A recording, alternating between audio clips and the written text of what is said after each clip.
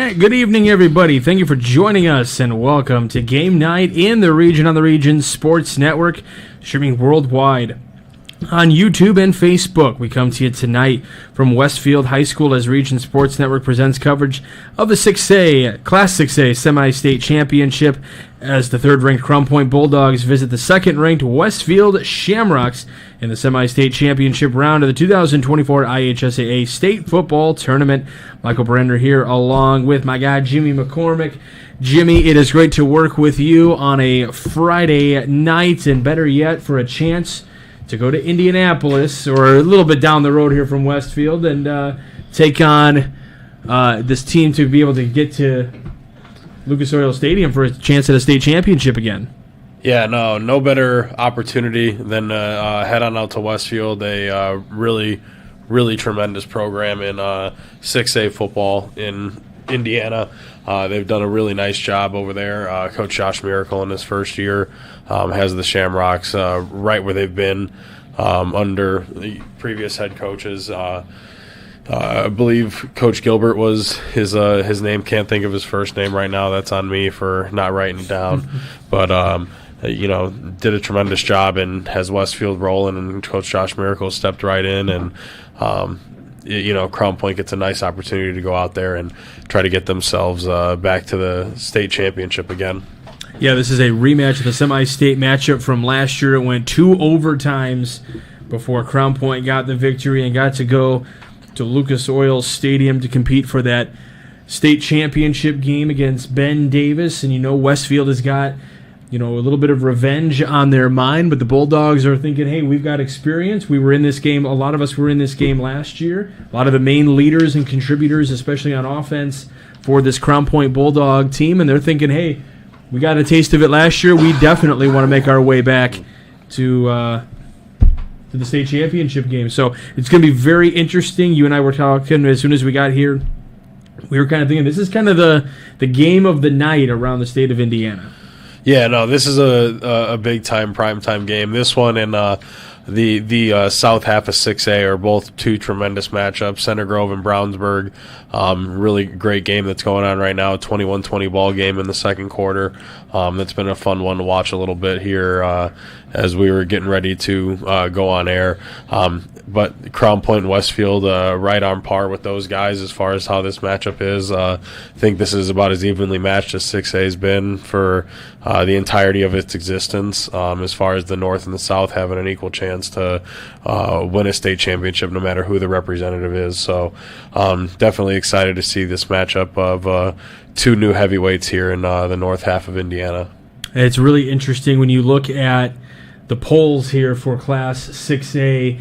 No matter which poll you look at, either 2 or 3 have the Crown Point Bulldogs and this Westfield team, and then number 4 is Brownsburg. Every poll has Brownsburg at number 4. Center Grove is in there a little bit lower, but yeah, it's going to be a very interesting matchup. The number 1 team has been eliminated already, so that's kind of a little bit nicer road for a lot of these teams that are 2, 3, 4, or beyond that. But yeah, it's going to be a heavyweight battle, as 6A usually always is. Yeah, I think a lot of people should be very happy that Lawrence North was eliminated because they were a problem. Watching those guys, they were incredibly fast, incredibly athletic, incredibly talented, and they were also very young. They were 2 of their best players. I believe they had a 6'5", 200-pound receiver and a running back that was they were both sophomores.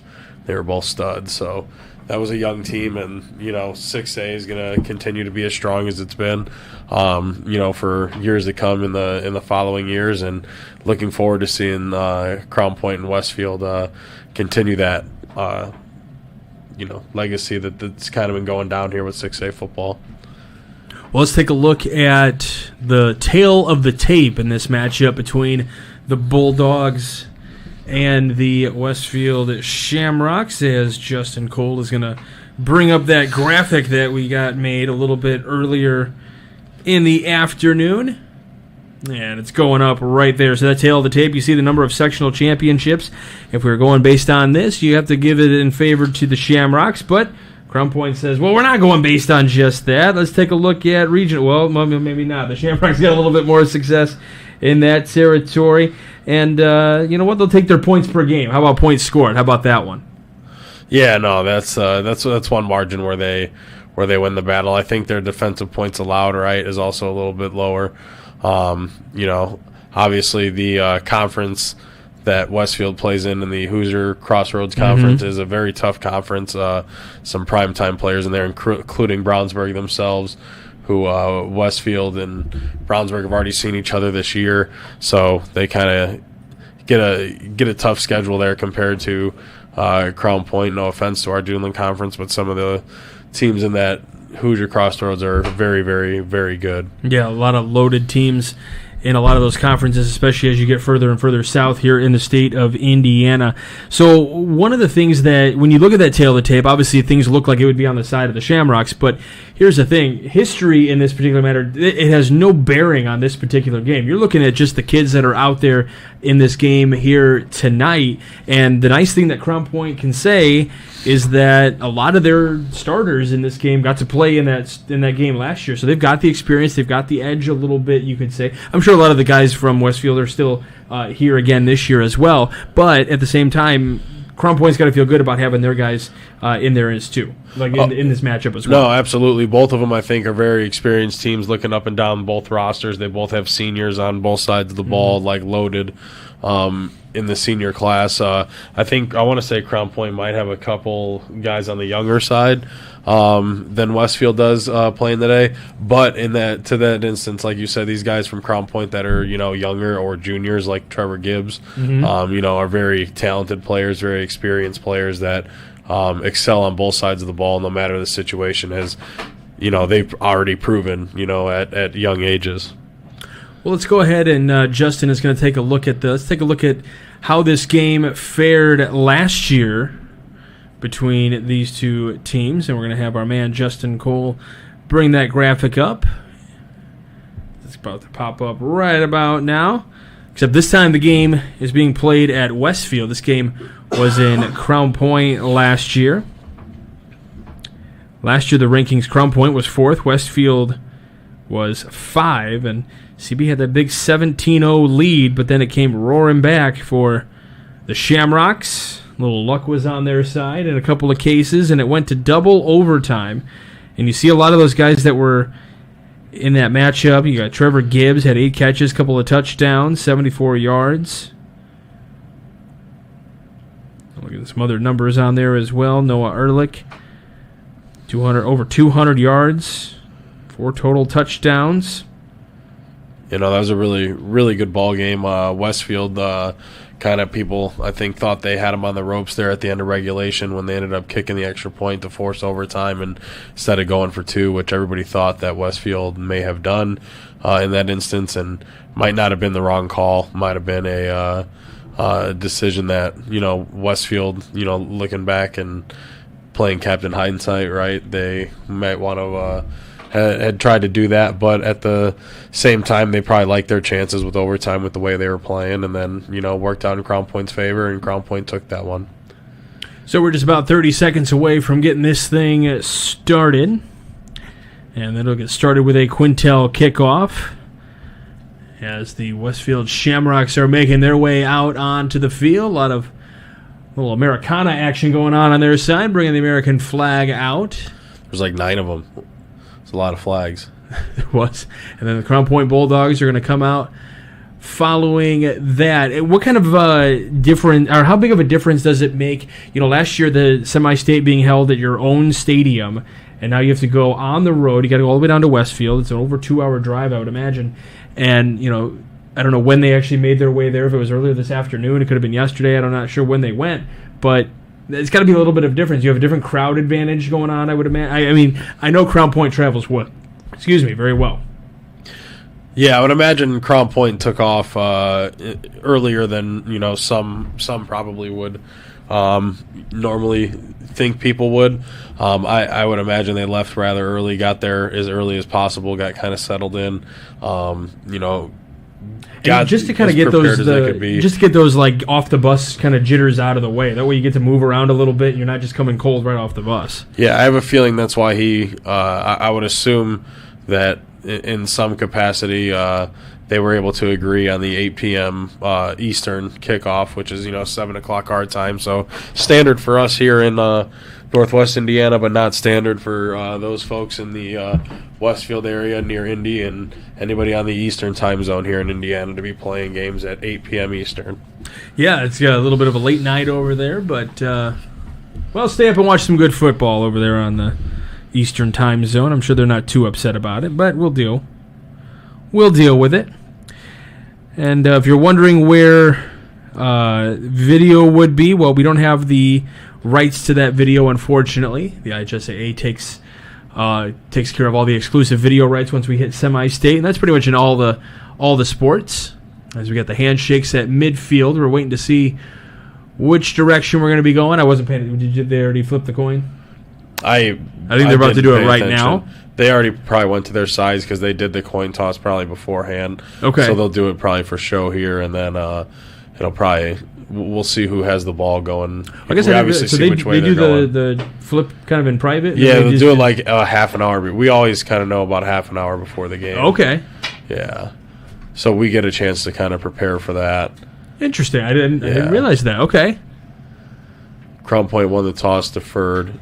Westfield is getting the ball. I don't know the direction of the field, but Westfield will move left to right on the screens for anybody that's wants to listen to our sweet audio. Because the dulcet tones of Jimmy McCormick.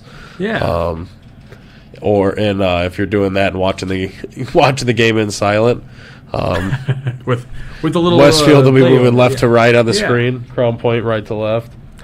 We'll give you our game night forecast brought to you by our friends at Economy Electric Heating and Cooling. The forecast in Westfield, a very balmy 42 degrees with cloudy skies. I don't know how they really determine all the cloudy skies, but it's dark outside. I can't really tell. But because if I can't see the stars, I guess it's cloudy, huh? But yeah, 42 degrees, so not too different than what we're experiencing up here in Northwest Indiana. I honestly think it's a great night for a regional game because I've seen some of these be in the snow and freezing ice and just ice cold, and that's not fun. This is a much better weather situation for semi-state football. I do like I like the idea of no frozen precipitation falling on a Friday evening. I'm not a big fan of that frozen precipitation stuff that we got earlier this week. No. Yesterday, in fact. Was shoveling a little snow yesterday. It was not a good time. So the Bulldogs are getting ready to kick things away. So we had our Economy Electric Heating and Cooling game night forecast brought to you by Economy Electric Heating and Cooling, keeping you cool in the summer and cozy in the winter. And this is going to be a Quintel kickoff. This kickoff and all kickoffs are presented by Quintel Incorporated, specializing in the reconditioning, repairing, and remanufacturing of heat exchangers. And we are officially underway as Westfield will take the ball first, and the return is just across the 20-yard line. And then the stop is made defensively up front for the big stop. Kickoff. We're going to have to find the roster for that one. There's number 30 on the tackle. Yeah, really of course, nice tackle. They go with the guy that's not on my depth chart. Yeah, no, it was a really nice. Emmanuel with the stop there. Yeah, really nice play by him. Sophomore for the Crown Point defense on special teams there. So the Shamrocks will take over. Just realized I didn't change that on my sheet from last week. We'll have a running play right off the back. So Deacon Hill with the first run and only a couple of yards on the gain. Good stop there for the Crown Point defense right off the bat. You want to make sure that they don't pick up any kind of momentum early in this one, I would imagine. No, Trevor Gibbs trying to stop any momentum with Deacon Hill right there, meeting him in the hole and standing him up. Trevor Gibbs, a really good ball player. Deacon Hill, another good ball player. Quite a few Division I players in this ball game on each side, and a couple meeting each other there in the hole. He's rushed 188 times as he will get the ball again, trying to turn to the outside here, out across the 30.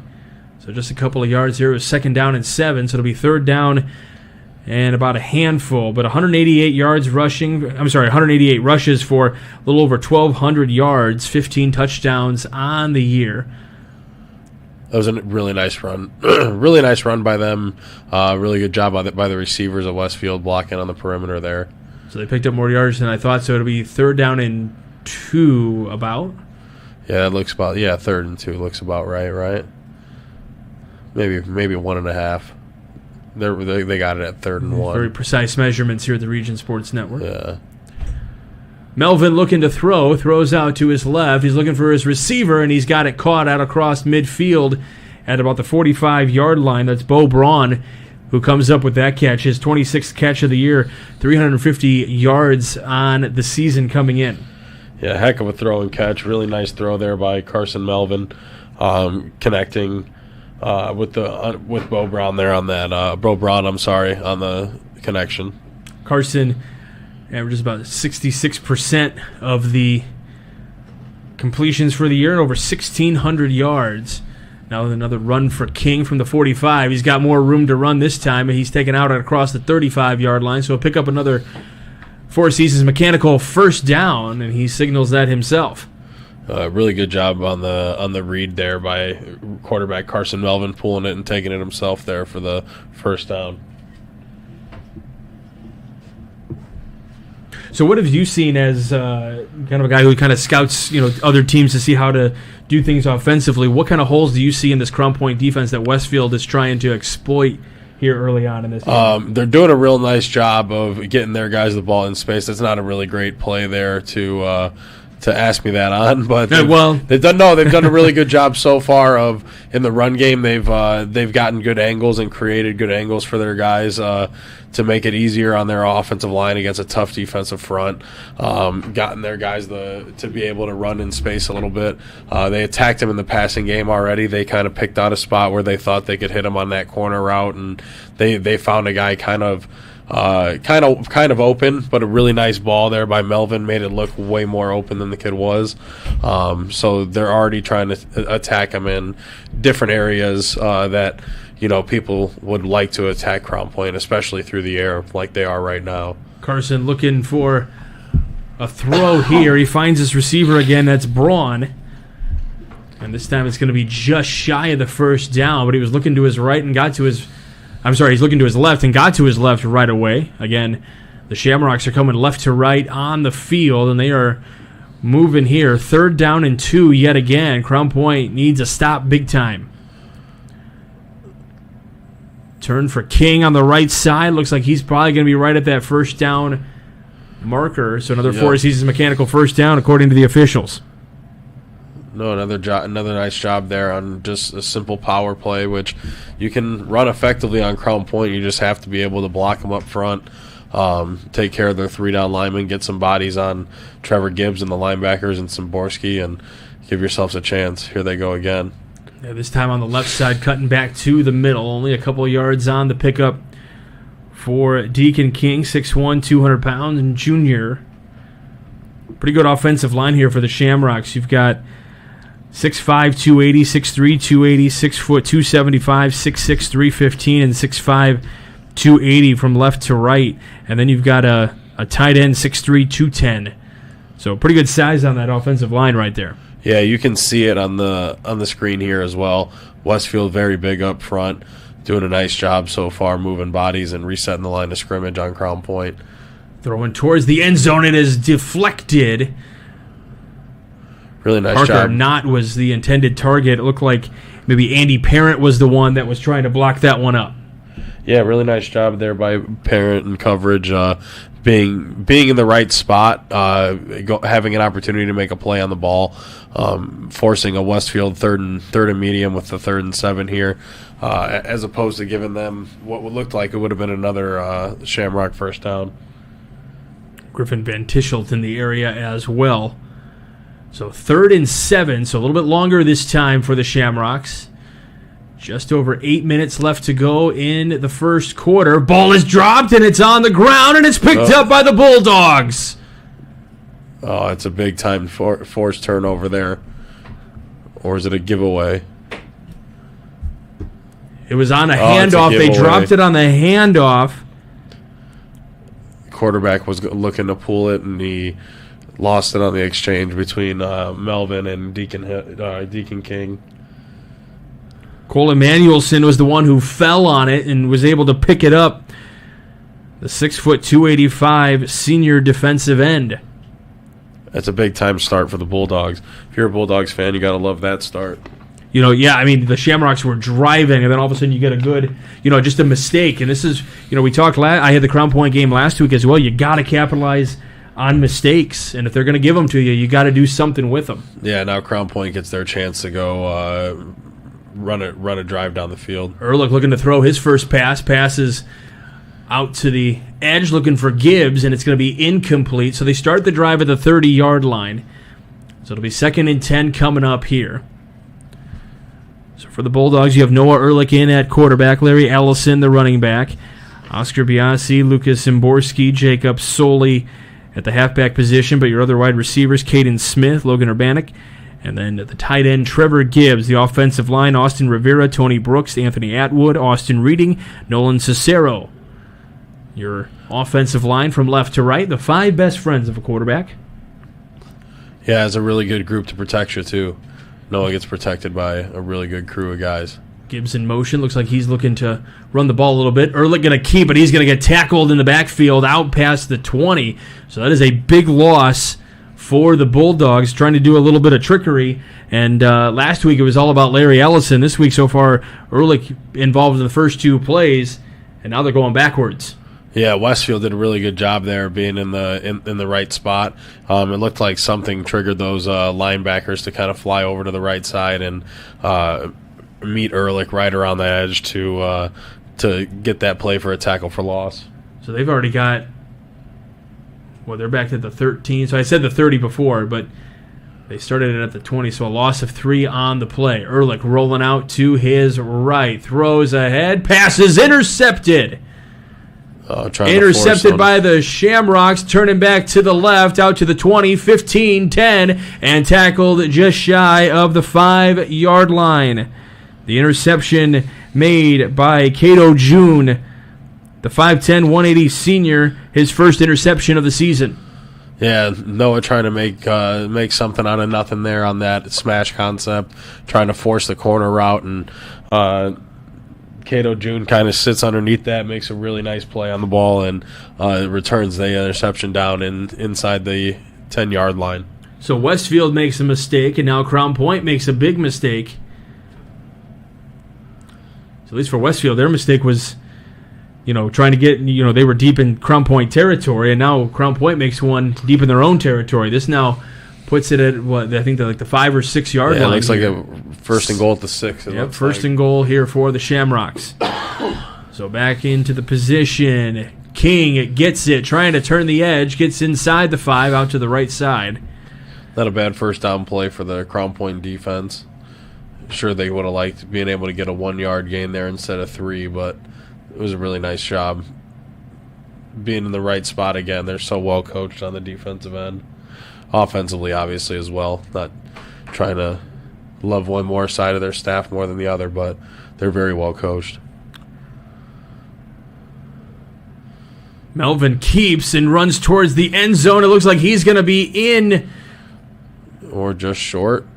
Haven't seen an official signal just yet.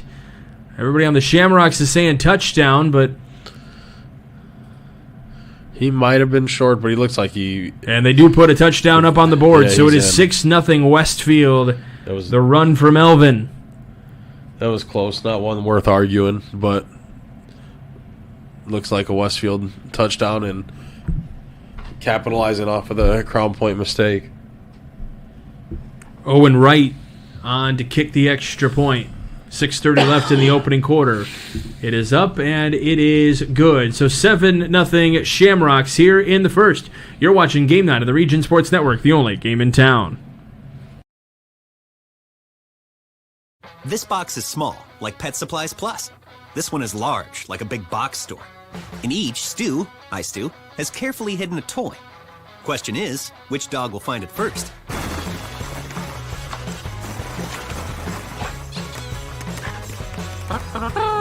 Ta-da! Moose, no! You were so close.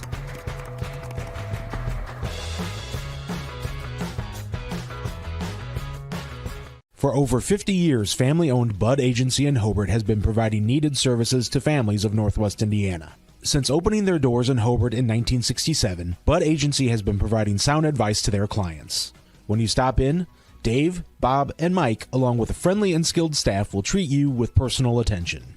Located at 615 West 3rd Street in Hobart, Bud Agency is open Monday through Friday 9 to 4. Give them a call at 942-1028. Bud Agency, your local trusted source for quality service. Welcome back to Game Night here on the Region Sports Network. We've got another Quintel kickoff for you. This kickoff and all kickoffs are presented by Quintel Incorporated, handling jobs of all sizes throughout the country since 1994. So not in a position that Crown Point's in very often, Jimmy, but trailing 7-0 in a ball game. 6:27 left to go in this opening quarter, and picked up at the 5-yard line. Crown Point will try to run this one back. I believe it was Rodriguez trying to bring that one back. Yep, number 4. That is Jaden Rodriguez. We'll see how Crown Point responds after the turnover deep in their own end. Couldn't really get anything going there in the on that first possession. They had an incomplete pass on first down. Not a great quarterback run. So Ellison still hasn't touched the ball, essentially, is what I'm going to get at here when you get the third down interception, right? Those 3 plays, and your best offensive player on the year hasn't touched the ball. You got to get the ball in his hands here. So the ball will sit at about the 21-yard line, so it's about a 16-yard return for Rodriguez. So 1st and 10, handoff is to Ellison there, tries to turn the corner, trying to find some kind of room, and he gets tackled for a pickup of just 2 yards. Yeah, another really nice job by the Westfield defense of being in the right gap and in the right spot and doing their responsibilities properly. Really had nowhere for Ellison to go. He bounced it outside, and once he got out there was a guy waiting for him out there too. So 2nd and 8 coming up for the Bulldogs here. I would imagine you want to get it back into the hands of Larry Ellison. Yeah, you got to try to establish that run game and do it the way that you always do it, and run it with Ellison. Hand off Ellison, trying to turn the corner, but gets stopped right in the middle. Maybe picked up a yard, but that was immediate there for Ellison and the defense of Westfield. Yeah, Crown Point offensive line struggling up front early with the Westfield D-line and linebacking core.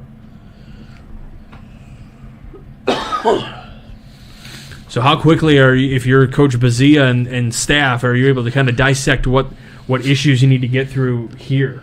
Yeah, with the huddle sideline technology that everybody has the benefit of using with the iPads, and a lot of people hook them up to TVs, which I'm sure they have their TV out there. Tonight you'll sit down with the O-line and you show them what's going on the plays that you're calling, and you kind of talk about what their responsibilities are and why they're not. Tucks and runs here on the right side, gets up to the 30. Ball appears to be loose. The Shamrocks say they have it, but the ball was down. He is very close to a first down. Didn't mean to cut you off, Jimmy, but Ehrlich had tucked and run and was trying to get to the 31, if I remember correctly, right? Yeah, and he got there. They do mark it a first down. Excellent. They were signaling it, and the screen was cutting away as you were trying to figure out, and we were trying to figure out if it was a first down or not.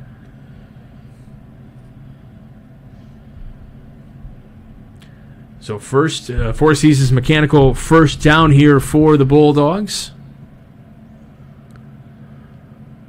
Hand off to Ellison, who runs to the left side, cuts back to the right, gets a few yards on the play.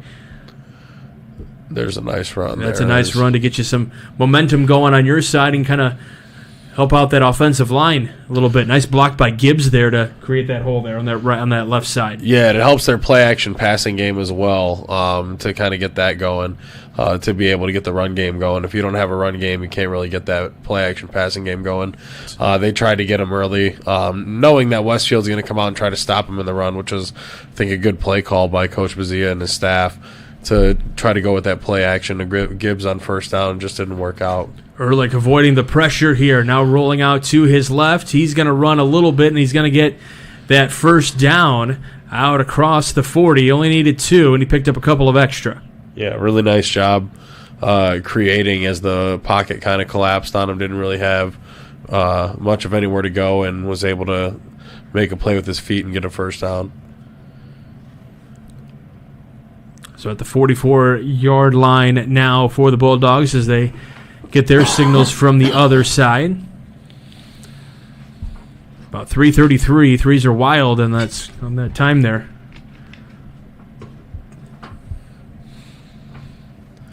Two receivers to the left, one in motion that's solely to the right, and that's the direction that Ellison is going to go. He's going to pick up about 3 on the play on this run. Another nice first down run, get you to 2nd and 7, 2nd and medium there. Good position to be in as a play caller. Some Streck-Van-Til hometown scoreboard updates for you. Maryville is up on Warsaw 14-10 as that first half coming to a close. I'm sorry, 14-13, excuse me. As that half is about 40 seconds away from closing. It looks like they're going to take it to half. Warsaw is. It's 4th and 3, and they're running it down. Ehrlich stepping up, throwing to his right, finds Gibbs, who is not going to be tackled immediately, but he's going to get a little forward progress. He is right at that marker for the first down. They might mark him just shy, but he had a plethora of guys that were standing around him and trying to bring him down, and he just kept spinning and staying up on his feet. That's an impressive strength by that young man. Yeah, he's a very strong young man. So him being in that position there and holding his ground while unbelievably exciting and athletic looking, not surprising at all given his abilities. So the 6'4", 210 junior, 9 touchdowns on the year. It's 3rd down and 1 from the right hash. The give is to Ellison. He's able to pick up a couple of yards and get that Four Seasons mechanical first down. He picks up 2 on the play. Yeah, Crown Point really it seemed offensively the Crown Point players kind of expected the big play to kind of happen for them, right away in this game, and now kind of realizing a play to the situation. Just go get 3 yards and a first down there. That was a really nice job of executing there by the Crown Point offensive line and the running back Ellison. So one thing that's starting to play a little bit of a factor, we only got 1:45 left to go in this opening quarter. Ellison from that, no, it's Ehrlich with a throw deep, and it finds his receiver and into the end zone. That's a big-time drive there to answer the Westfield touchdown drive. No Ehrlich connecting with number 11, Logan Urbanek. Logan Urbanek on the deep throw, gets the touchdown for the Bulldogs. First touchdown of the year. First tutty, and it comes in the semi-state championship game. Not too shabby. As Oliver Brewer on to kick the extra point. The long snapper is Carson Granger. The holder is Ehrlich, and it is a 7-7 ball game as that one is pure with 96 seconds to go in the first.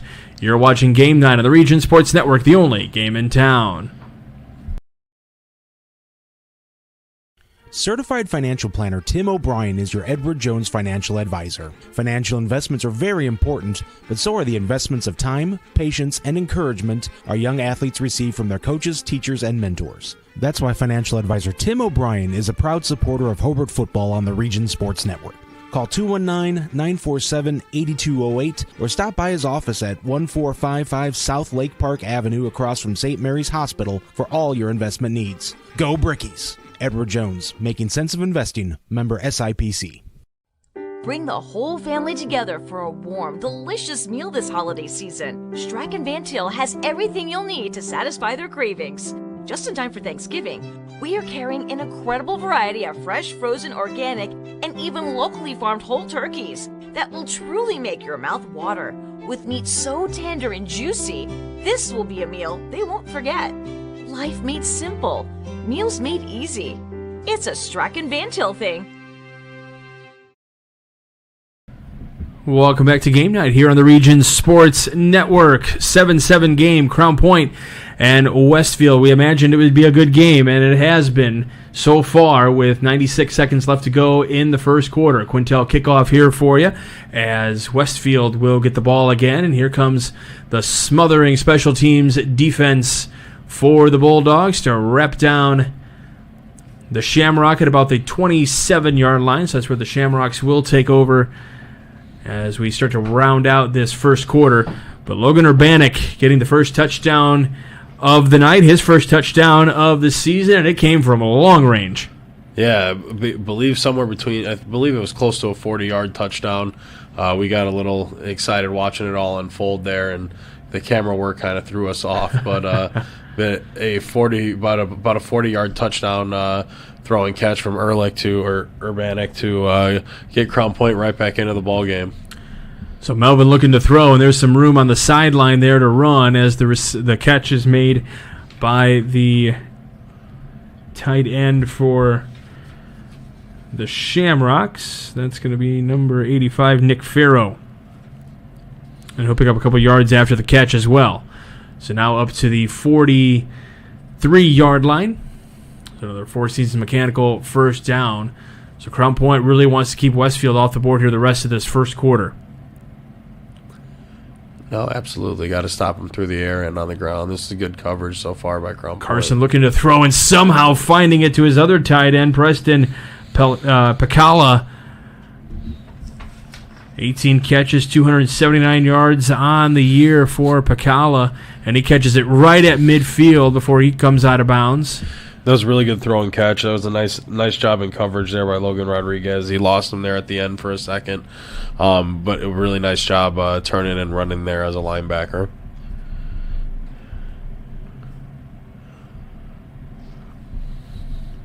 Second and short for Westfield, and they should be able to pick up another one the way it's been going for them. It's a good job by Crown Point.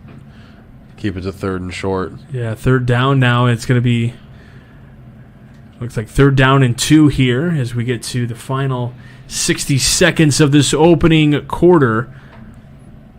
Shamrock's not really in any rush to get into a formation or get their plays off a little bit quicker.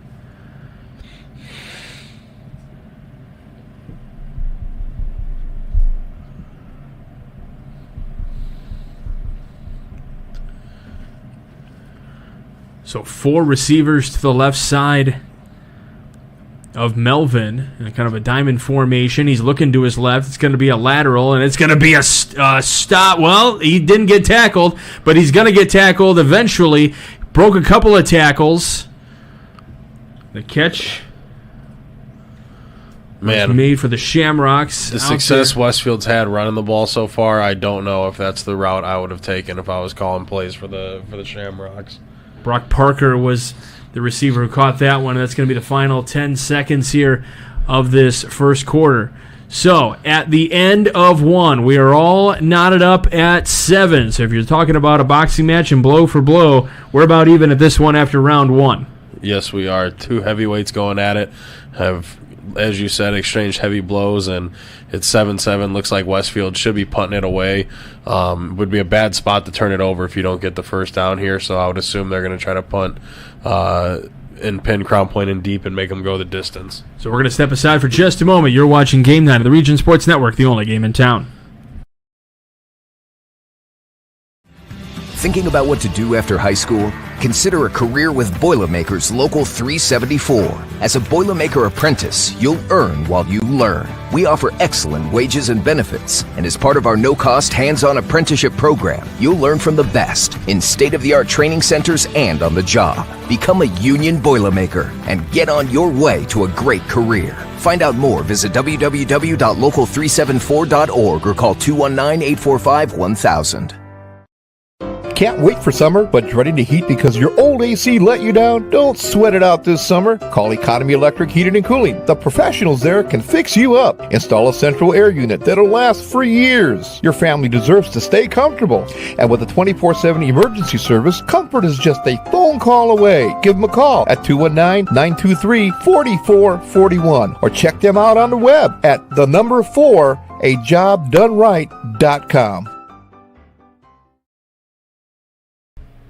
And we welcome you back to Game Night here on the Region Sports Network. Appreciate you tuning in to this audio-only broadcast. Michael Brenner here along with Jimmy McCormick. We got Justin Cole working the dials for us here this evening. And we start the second quarter with a punt for Westfield. And this punt will be down at about the 15-yard line. So Crown Point will take over at the 15-yard line as they will come left to right on the field.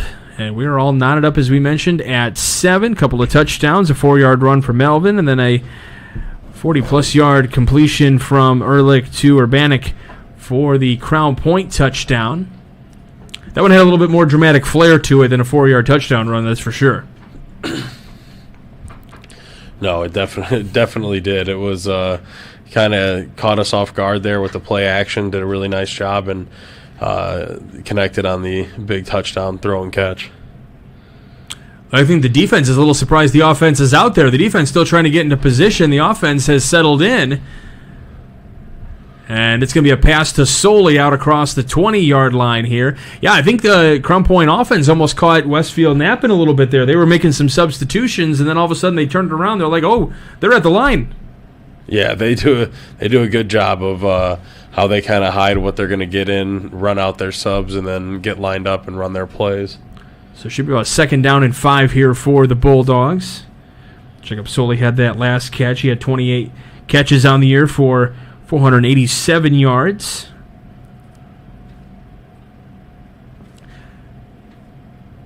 Two receivers to the right of Ehrlich, Ellison behind him. Ellison gets the handoff, is able to pick up about 2 yards on that play. So we'll have 3rd down and 3. So 3rd and manageable here to get going here in the second quarter. Yeah, got themselves in a nice third and as you said, third and manageable situation. Got an opportunity to call whatever you like in this situation that you feel you should be able to execute up front in the run game. I think this is something that Crown Point has a lot of tricks up their sleeve. Ehrlich looking to throw. It's going to be a short pass. It looked like that was to his receiver, Caden Smith, who looked like he slipped. So he's looking for Smith, but he kind of slipped on the play and just couldn't get it low enough to the ground. It would have been good for the first down. So it's going to be 4th down now, and the Crown Point's going to have to punt away. Yeah, it looked like he fell down there, lost his balance, lost his footing, didn't really have his feet underneath him. Kind of resulted in a incompletion, and now going to be a Crown Point punt. For piping hot pizza delivered right to your door, call Squeegee's Pizza of Griffith. Squeegee's is located at 106 South Broad Street in Griffith. Give them a call at 219-924-6000. Pickup or delivery, it's Squeegee's Pizza of Griffith, the best on Broad. We've also got some awards we're going to hand out at the end of this one here tonight. Jimmy, we've got the Crowell Company's Lantern Man Superhero of the game. Crowell Companies are proud to recognize the superheroes on the gridiron. We've also got the Boilermakers Local 374 Blue Collar Player of the game, earn while you learn with Boilermakers Local 374, and of course the Play of the Game presented by the Region Sports Network. So from the 45-yard line, the Shamrocks will take over. Thought about giving it to King, but Melvin's going to keep. He's going to pick up 5 yards on the play. Mayor Pete Land and the Crown Point Pace Department are proud to support Crown Point Bulldog Athletics and say, go Bulldogs. Crown Point remains dedicated to preserving history, celebrating everyday life, providing the best in-city services, and encouraging smart growth. Join Mayor Pete Land and the the City of Crown Point for the annual tree lighting and tank lighting ceremonies on Friday, November 29th at the historic Lake County Courthouse. For details, visit crownpoint.info/winterfun. So after pick up a 5, here's a throw out to the left side. Another completed pass out to number 85 for... It's that Nick Farrow again. Yep, Nick Farrow for the Shamrocks. And that's a big completion down to the 20-yard line on that Shamrock sideline. Yeah, Westfield executing again offensively, finding some gaps there in the deep third of the Crown Point defense. So from the 20-yard line, 1st and 10, a Four Seasons Mechanical first down. Under 10 minutes to go in the half. We'll have the Hose Connections halftime report for you. Melvin flips it out to King. King turns the edge on the right side and is going to get just shy of that first down marker. So nice run there for King. Yeah, again, Westfield really blocking well on the perimeter. Their receivers are doing a really nice job on the Crown Point defensive backs and outside linebackers, getting their hands on and blocking those guys.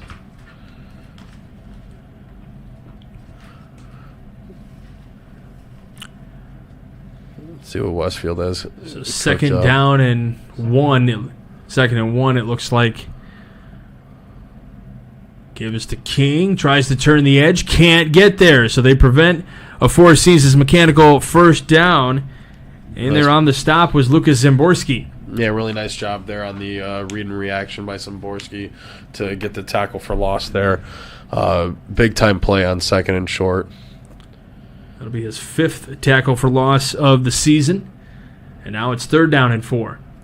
This could be a huge stop if the Bulldogs can prevent a first down here or a score.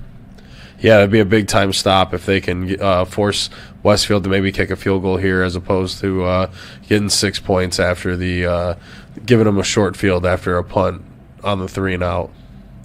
Melvin looking to throw, looking to his right, has time, flushed out of the pocket, turning to his left. Now backing up, throwing to the sideline, and it gets out of bounds. So an incomplete pass, and that's where they're going to force the 4th down. So Westfield probably going to set up for the field goal here with Owen Wright. Yeah, big-time play there by Crown Point to hold Westfield again to that field goal attempt. I believe this was Owen Wright's longest field goal is 20 yards on the year, so looking to go for his long of 32. Yep, so at the they'll have it down at the 22-yard line. So add 10 to that. He's been 8 of 9 on the year, and as you said, long of 20. The kick is up, and it appears to be good. No good. It is no good. Okay, looked like it was good, but they say no good, so it was wide to the right. So that's a huge stop for the Crown Point Bulldogs. Yeah, big-time hold there by the Crown Point defense. Obviously, it was going to be a tough situation, had to not allow more than a first down to keep them out of field goal range. So really good job holding by the Crown Point defense there. So we're going to show you how we're going with the Shamrocks, how they got here. All right, we're going to go with how they got here, with that graphic here, how the Shamrocks got here. 34-28 win against Center Grove. That was back in August. There's your schedule for the entire team. And then win at Fishers for the regional championship. It's a gauntlet of a schedule. It is who's who, as Crown Point looking to throw. Pass is tipped in the air, and it thankfully falls down as the Shamrocks were very close to getting that as an interception. That was well designed. That was going to probably work if they could have dropped it in there. If he could have dropped it in there to Ellison, that was a tough ask there of Ehrlich. It was a tough play to have to make, but if he could have dropped that in there, that could have been a really successful screenplay. So looking for a first down coming up here, brought to you by Four Seasons Mechanical in Maryville, your Northwest Indiana heating and air conditioning specialists. So Ehrlich and the Bulldogs, along with Ellison and these talented receivers and this great offensive line. Ehrlich out to his right, looking to run, gets to just shy of the 25-yard line here. Probably the right decision. It looked like Westfield had everybody covered there. So he found a hole. Now, rushing this year, he's only rushed 26 times all year. He's already done it quite a few times, and now you're kind of in a third and medium situation, 3rd down and 6.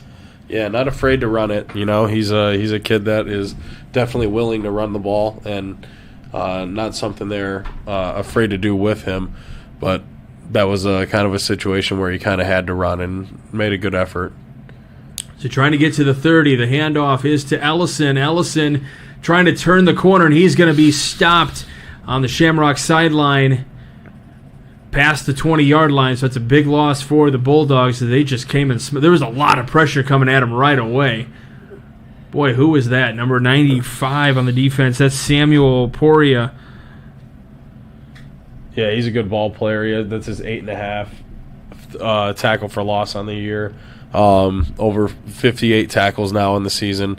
He does a really nice job for the Westfield Shamrocks.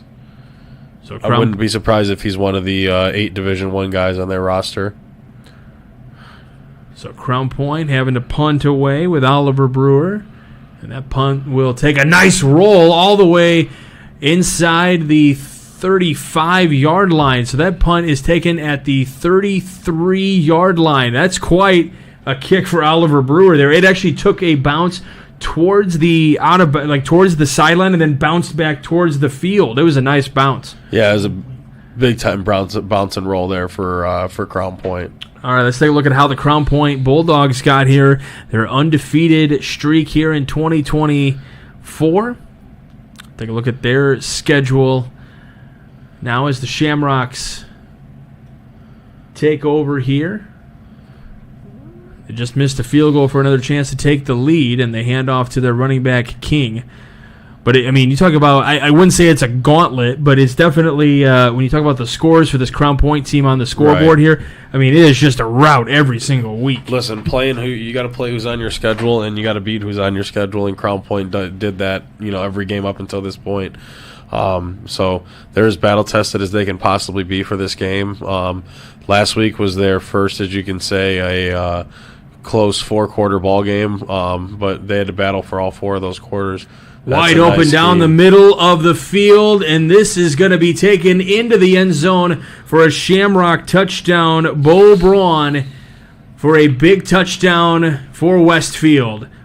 Right over the middle, center of the field, wide open, plenty of grass. Yeah, very, very well designed to get him into the middle of the field on that. Kind of split the safeties there for Crown Point, was able to get in the middle of the field, and looked like Crown Point might have had a broken coverage there, but the play design was really well executed. That was about 70 yards for that touchdown. The long for Braun coming in was 63, and that might break that record there. So the kick is good. Westfield is up 14-7. You're listening to Game 9 of the Region Sports Network, the only game in town.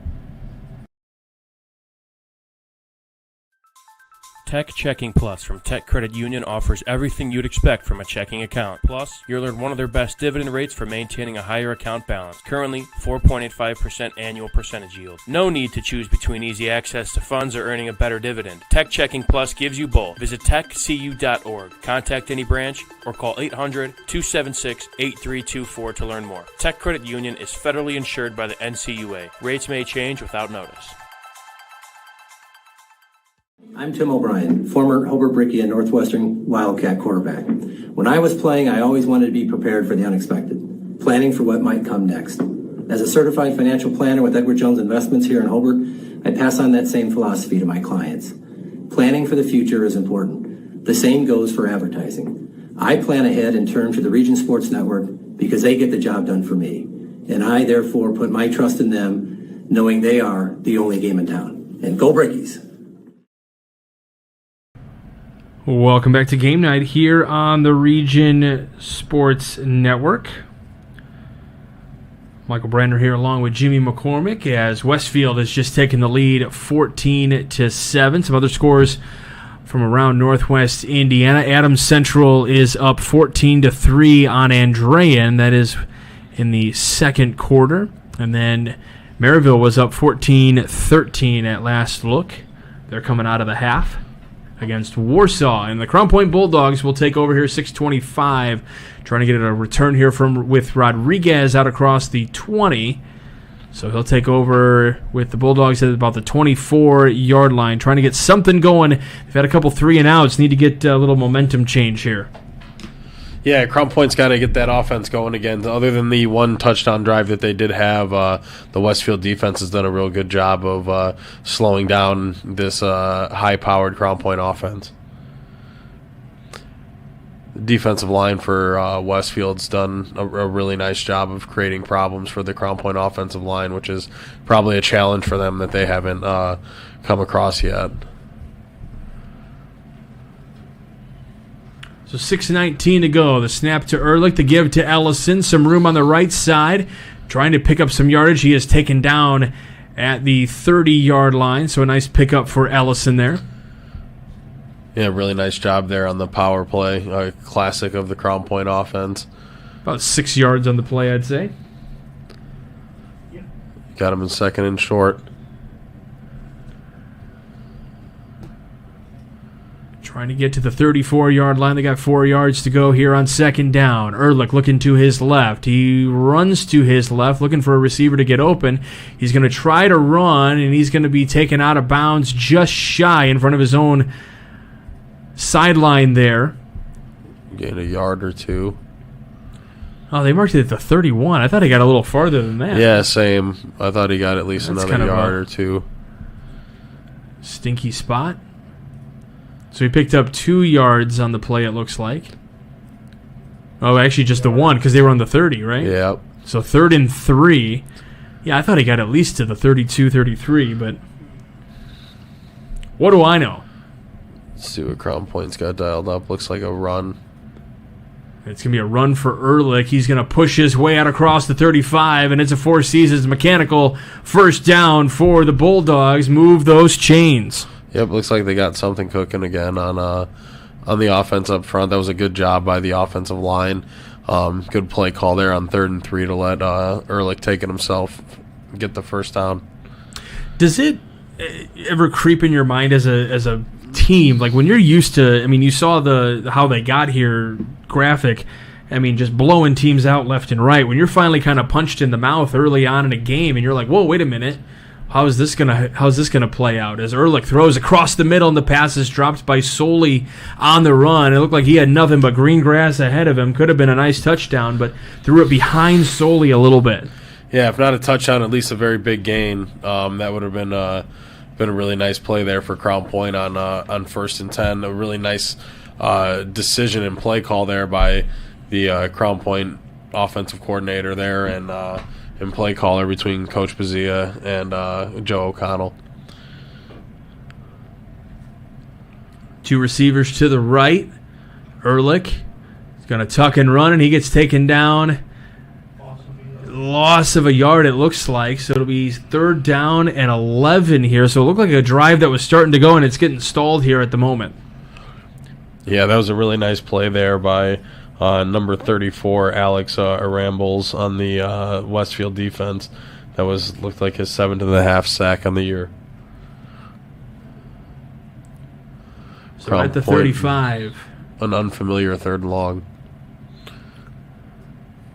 But what I was asking her, does it creep in your head a little bit? Like, hey, what are we doing here? We're not in the lead. This is unfamiliar territory. Yeah. How do you respond to that? It kind of can, I'm sure it shocks you a little bit to essentially, as they say, get punched in the mouth, and you got to go ahead and answer that and find a way to get yourselves back in the end zone.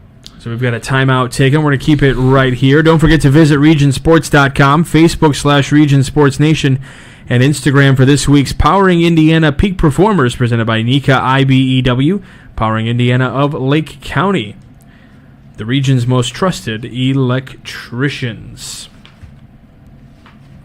Don't forget, we'll have at about 4:25, we'll have the Hose Connections halftime report, connecting the first half and the second half, presented by Hose Connections. They are proven under pressure. Doom, doom, doom, doom, doom, doom. We mentioned food before. Lengel's Pizza has been a fan favorite since 1979, serving Northwest Indiana from 3 locations, Highland, Cherryville, and Crown Point. Enjoy pizza, sandwiches, and more. Dine in or carry out. Order online at lengelspizza.com. Lengel's Pizza, the official pizza of the Region Sports Network. All right, 3rd down and 11 here for the Bulldogs from the left hash as they are coming left to right on the field. Snap is to Ehrlich, who's looking to throw. Rolls to his left, looking downfield. Now rolls to his right, and he's going to be tackled backwards. The ball is loose. There's flags all over the field, and Crown Point going to fall on the ball. But we'll see what the flag is for. And it looks like we are going to have an injured Shamrock down on the field as well. We see him pulling on his leg a little bit. Yeah, it could be a big loss for Westfield. That's that Arambles that made that sack a little bit on Ehrlich, and I think he just had that one as well. First flag of the night. So, yeah, that is. I mean, we haven't seen a penalty all night, so we'll wait to see what that penalty is for and who it is on. Oh, they're going to say no foul on the play. Okay. But unfortunately for Westfield, yeah, it is Alex Arambles that is coming off, limping up, but he's walking under his own power. Looks to be getting a little bit stronger as he's continuing to walk there. Probably just a cramp, a little dehydration maybe in the temperatures. Yeah. Could be just... Yeah, it could be him just getting, dinged or hitting away on the cold turf there. That's a little different. So that was a huge loss for the Crown Point Bulldogs as they fell on it. So now the punt from about the 20-yard line. This will bounce just past midfield, or just short of midfield, it looks like. The official just keeps going all the way to the 40. Yep. The 50, yeah. Man, he ran all the way to the 50, and then he decided to walk back to the... Just stop at the 40, dude. Yeah, they're trained in some way to do that. So I don't know what the reasoning is. I've never asked an official, but that's something that they do. I Just couldn't to read anger the the number. other That team. is the 40. You were right. So it bounced out at about the 40. So the Shamrocks will take over in Crown Point territory. They've got 4 receivers, 3 to the left, 1 to the right. Running back just to the right of Melvin. Melvin right up the middle, finds his receiver and couldn't get the tackle right away, so a big pickup for Knott. First down. And it's going to be a Four Seasons mechanical first down, but that's a lot of yards after the catch. Yeah, really nice job there by the receiver, Parker Knott, on the catch and run. So they're at the 28-yard line now, so big pickup of 12 yards on the play. 3:40 left to go. King with a big hole on the right side. King up to the 15-yard line. That'll be another Shamrock first down. Yeah, Westfield having their way up front with Crown Point on both sides of the ball at this point. Just creating those gaps and those holes for the running back to be able to make his way through. So now the receivers, 3 of them to the right, 1 to the left side. Only 5 on the line. And it's going to be a quarterback keep, and they're going to tackle him out past the 20-yard line and taken down with some authority, and Melvin a little slow to get up after that play. Yeah, really nice play there by number 59 on the Crown Point defense, Josh Miller. Tried to make Carson Melvin pay for carrying the ball. I believe a lot of the Westfield fans were clamoring for a penalty on that play, but none given. So we actually still have not seen a penalty yet in this game because the one they threw, they ended up waving off. So we have played error-free ball so far, which we are almost about 2.5 minutes away from halftime. That's got to be one of the firsts. Oh, yeah. A very clean ball game so far. Melvin looking to his right, finds the receiver near side that drops it. That was King.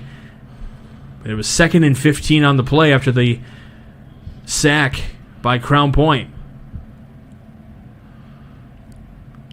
Let's see how Crown Point defends the pass here on 3rd and 15. Westfield for sure going to attack them in some way vertically.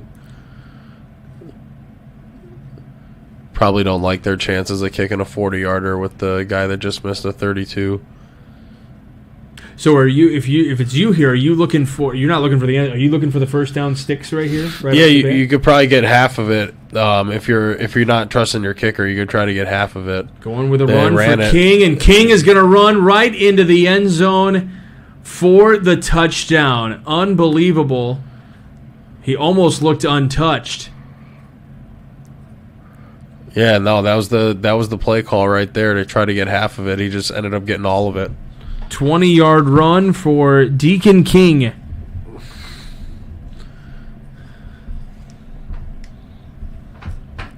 And we await the extra point.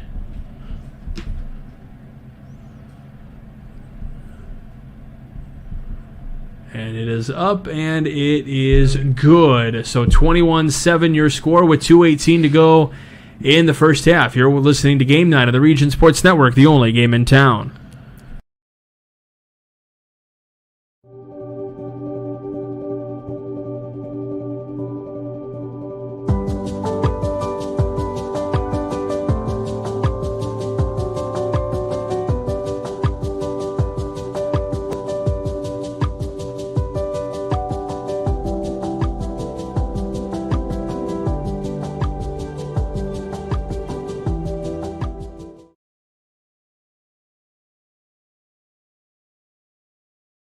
Have you checked out Send to Your Bank's student checking account?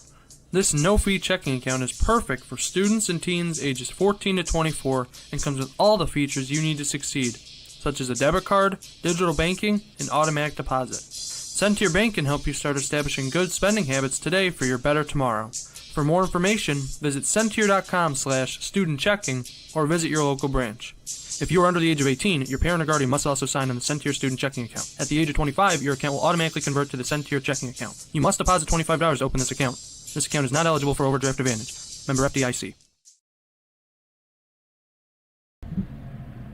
Hey, welcome back to Game Night. Michael Brenner here along with Jimmy McCormick, Justin Cole working the dials. We got a Quintel kickoff coming here for you.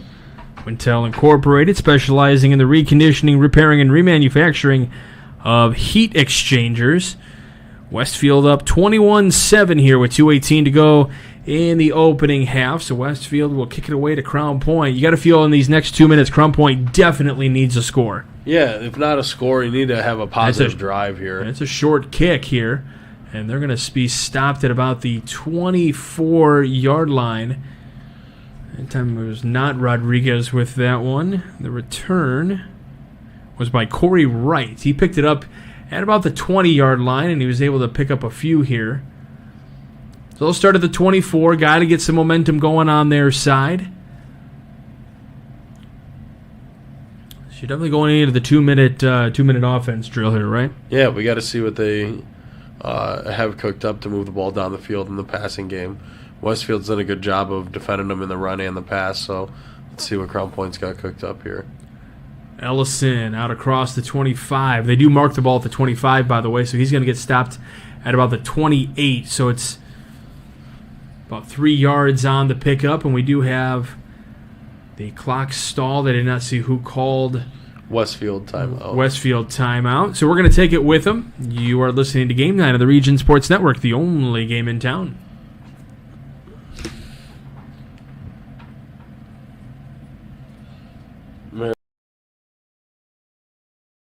This box is small, like Pet Supplies Plus. This one is large, like a big box store. In each, Stu, has carefully hidden a toy. Question is, which dog will find it first?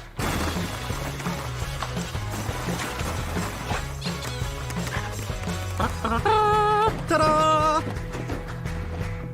Moose, no! You were so close.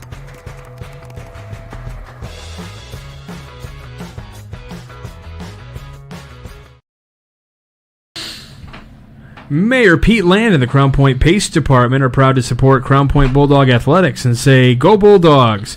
Crown Point remains dedicated to preserving history, celebrating everyday life, providing the best in-city services, and encouraging smart growth.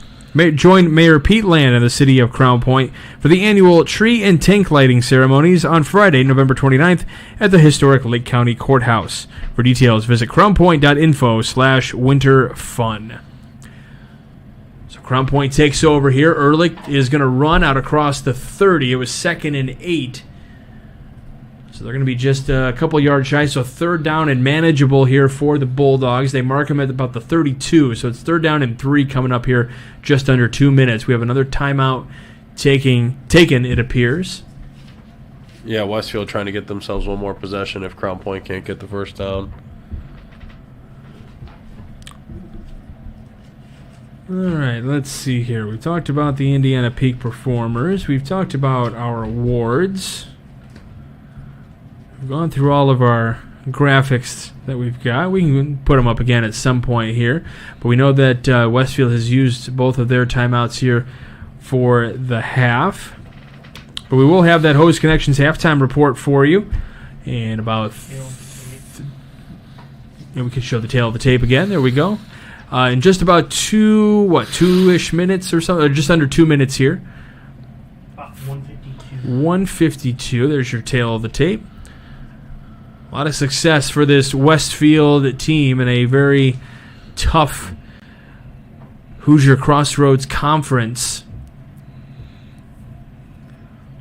And then Crown Point really kind of turning on the success here in the last number of years. 156. Under Coach Bazia. So Crown Point will take over. 150, or will continue here. 156, 3rd down and 3. It looked like Ehrlich kind of tripped, and he's going to be short of the line to gain. So 4th down coming here. I would imagine this is Four Seasons Mechanical 4-down territory with $1:52 left. Let's see. I don't know if they're going to want to punt it away. I mean, there's 2 yards to gain. Westfield's letting the clock run. Crown Point might let the clock run and then punt it away if Westfield's not going to call their last time out. So there is a conversation going on the far side of the field with Coach Bazia, his staff, and then the officials. And I think the players definitely want to. I think it looks like Crown Point's going to call a timeout now with $1:56. So probably trying to go into their playbook maybe and see, or just trying to draw them off sides maybe or something. Yeah, what are you thinking? Figure out what their plan is, whether they want to draw them off or if they have a 4th and 2 play dialed up that they feel they're guaranteed to get it on, and that's something that they really, really like. I think they got to really probably be thinking about punting this thing away too. Noah Ehrlich does have a couple punts on the year as well. That's true. He is a punt threat. Over in Warsaw leading 23-14 against the Maryville Pirates in that 5A semi-state championship game. And then Adams Central is up on Andrean 14-3. So some Strachan Van Til hometown scoreboard updates for you. Actually, that Andrean score is at the half. So still opportunities for Andrean to come back in that one. Crown Point can certainly come back in this one. Only a 2-score game as of right now. Maryville's still in their game as well. So the region's still battling here. They're on the losing end of all 3 of the games, though. Yeah, still got a shot in all these ball games. It's not out of reach yet. So 4th and 2. Looks like the offense is going to go out there. Ellison trying to turn the corner. Can't get it. And he's going to be stopped at the 34-yard line. And the Crown Point offense heads out. It's a turnover on downs. The Shamrocks do their thing and stop them defensively. Yeah, risky call. Obviously, you got to feel confident in your team to get 2 yards, especially when you played the way Crown Point has all year. That's got to be a frustrating one for the Crown Point offensive line and Crown Point offensive coaching staff to not be able to pick up. Well, this is going to be a big stand for the Crown Point defense at the 34-yard line, trying to keep the Shamrocks off the board here before the end of the half. King pushing his way through, still stopped shy of the 30-yard line, picks up 2 on the play. Still near this left hash mark, so near the Westfield side of the field. And we're officially 1 minute away from halftime. Westfield has to go fast with only 1 timeout. Melvin looking up. Sees his receiver King to the left. He has time. He steps back to the 40. Now he's going to tuck and run. He's got a little bit of room, and he runs out of bounds, so it'll stop the clock with 41 seconds. He had all day back there, though, but just nobody to throw it to.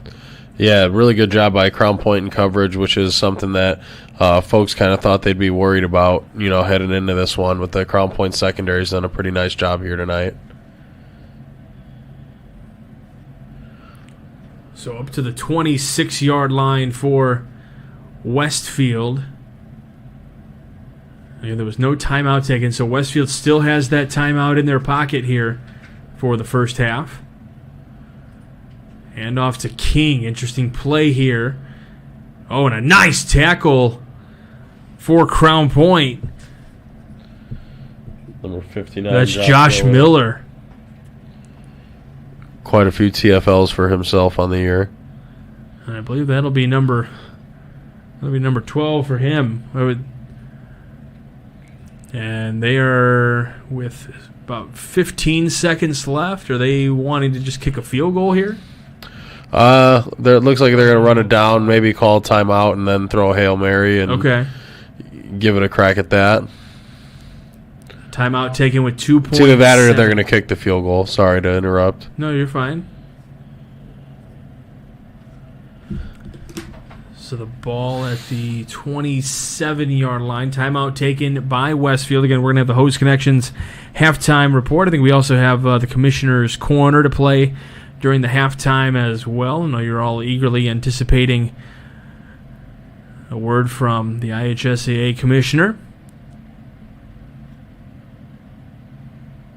I know Justin is. Justin loves listening to the commish as he looks at me feverishly. Oh, poor Justin Cole has to deal with my antics all the time. Whenever he sees my name next to his on the schedule, it's like that Homer Simpson. Dope!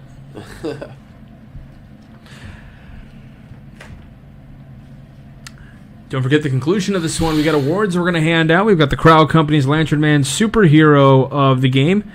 The Crowd Companies are proud to recognize the superheroes on the gridiron. All right, 2 seconds to go. Looks like they are going for the field goal. Owen Wright, 8 of 10 on the year. This would also count toward his long.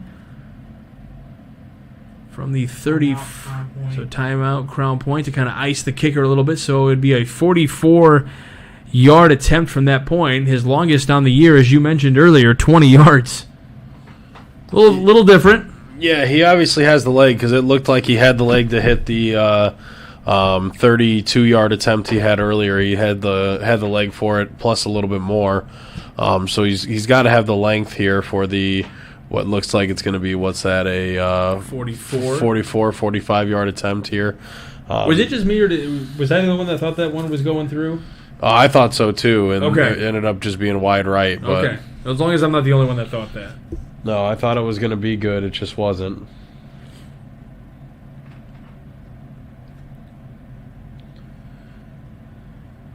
So talking things over, maybe they can get... Crumb Point's been known to get some fingertips on some of these balls. So they would like to get one on here and keep it a 21-7 game. That's kind of the thing is, you let them take over at the 34-yard line. Really didn't let them go too far beyond that. Now you're looking at kicking a 44-yard field goal. Yeah, you'd love to get nothing more Crown Point would like than a block and a return kick here. That'd be the most ideal scenario for the Crown Point Bulldogs. Well, see, now you're going a little Auburn on us here. Yeah, that's what I'm sure they would like. A miss, I'm sure they'll be happy with. The snap, the kick. Made it. And it is through for 44 yards. So it is going to be a 24-7 game here at the half. You are watching Game Night here on the Region Sports Network, the only game in town.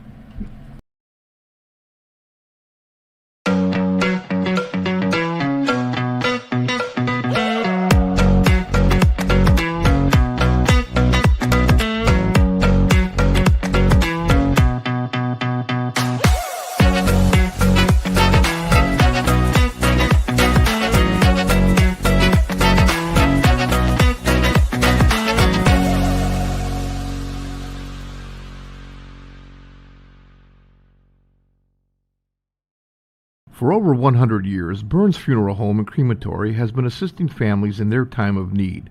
Serving Northwest Indiana, the staff at Burns Funeral Home will help guide your family in creating a meaningful ceremony. From a simple to elaborate to traditional or unique, the caring family at Burns Funeral Home will tailor a ceremony to fit your needs. And for your other loved ones, Burns Funeral now has a pet cemetery and crematory. Visit burnsfuneral.com or give them a call at 219-942-1117. It's time for the Commissioner's Corner, an exclusive weekly conversation about Indiana high school sports with the Commissioner of the IHSAA, Paul Neidig. Now for an up-to-the-minute report about what's happening in the constantly changing world of high school sports, here's Coach Bob Lovell with Commissioner Paul Neidig. Welcome back, everyone, to our weekly conversation with the Commissioner of the IHSAA, Paul Neidig. And Commissioner, we are at the semi-state round of the football championship, and as you would expect, there are some tremendous games on tap around the state on Friday night. No, Coach, it's shaping up. Well, it's been a heck of a tournament already, but it's shaping up to be really a fantastic weekend of football. And, the weather's still going to allow us to. This is, I was talking this morning, this is our last outdoor event of this season. Friday night, playing football, and everything else we've moved indoors, but we're going to get out and watch a little football. And I really believe that, we're going to have some incredible games, but they're going to lead into an incredible state championship Thanksgiving weekend. And I look at the matchups, and we talked about how balanced and how open some of these championships were, and I think that's really the case. 6A Westfield at Center Grove, and 5A Warsaw, Bloomington South. 4A you have East Noble at Mishawaka, Martinsville at New Pal. There are some tremendous matchups there, and some teams that have weathered the storm and played well all year long. Yeah, that's exactly right. And we know that it's you and I talked in August about what a great year it's going to be, and it's just a progression. It's one week after the next. You got to have the coaches have worked hard, the kids have worked hard.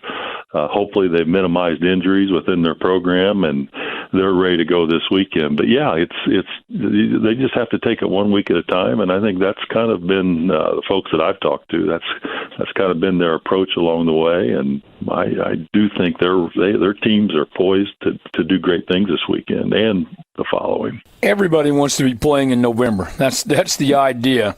I can't forget our producer Eddie Garrison's beloved Decatur Central Hawks will be at Bloomington South. He'll get all over me if I don't mention that. They've had a great season.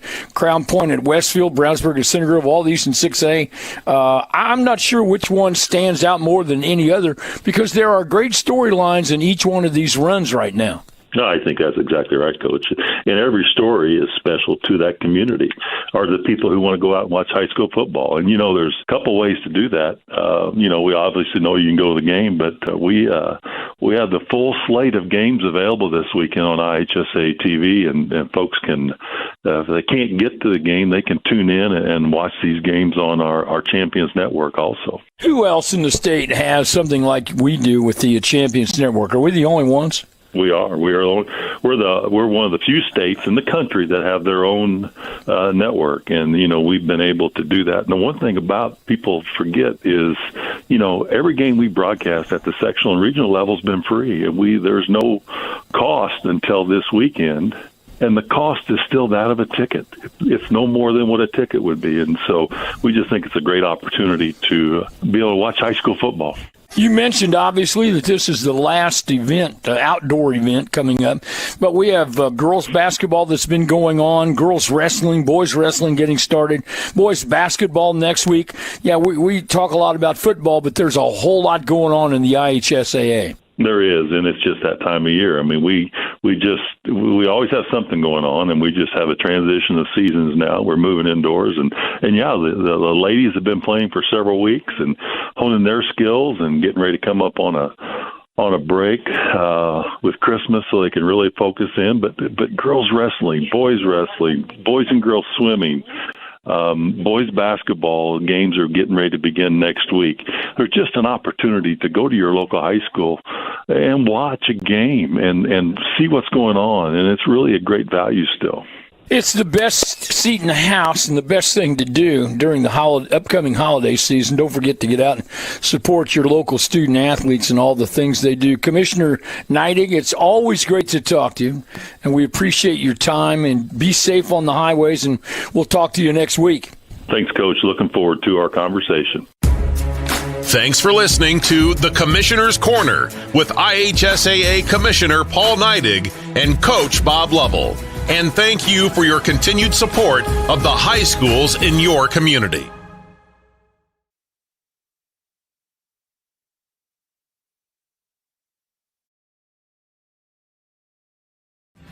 Thinking about what to do after high school? Consider a career with Boilermakers Local 374. As a Boilermaker apprentice, you'll earn while you learn. We offer excellent wages and benefits, and as part of our no-cost hands-on apprenticeship program, you'll learn from the best in state-of-the-art training centers and on the job. Become a union Boilermaker and get on your way to a great career. Find out more, visit www.local374.org or call 219-845-1000. From schools to stadiums, hospitals and bridges, everywhere you look, union carpenters are building Indiana. With jobs and skilled trades in high demand, there's never been a better time to start building your future. As an apprentice, you'll earn a debt-free college degree, earn while you learn, and receive great benefits like healthcare and retirement. So what are you waiting for? Visit carpenters.com to learn more. Visit carpenters.com and start building your future today.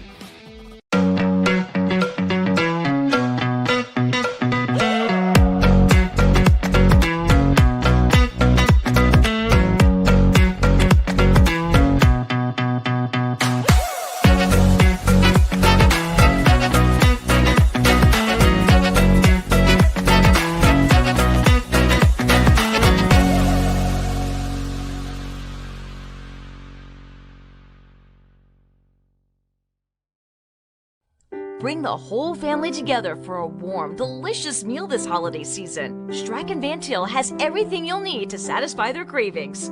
Just in time for Thanksgiving, we are carrying an incredible variety of fresh, frozen, organic, and even locally farmed whole turkeys that will truly make your mouth water. With meat so tender and juicy, this will be a meal they won't forget. Life made simple, meals made easy. It's a Strachan Van Til thing. Hi, I'm Crowell Company's Lantern Man. For years, I've helped your family and friends save on their car insurance. And now I've returned to rescue you from high prices, whether you have a perfect driving record or a not-so-perfect record.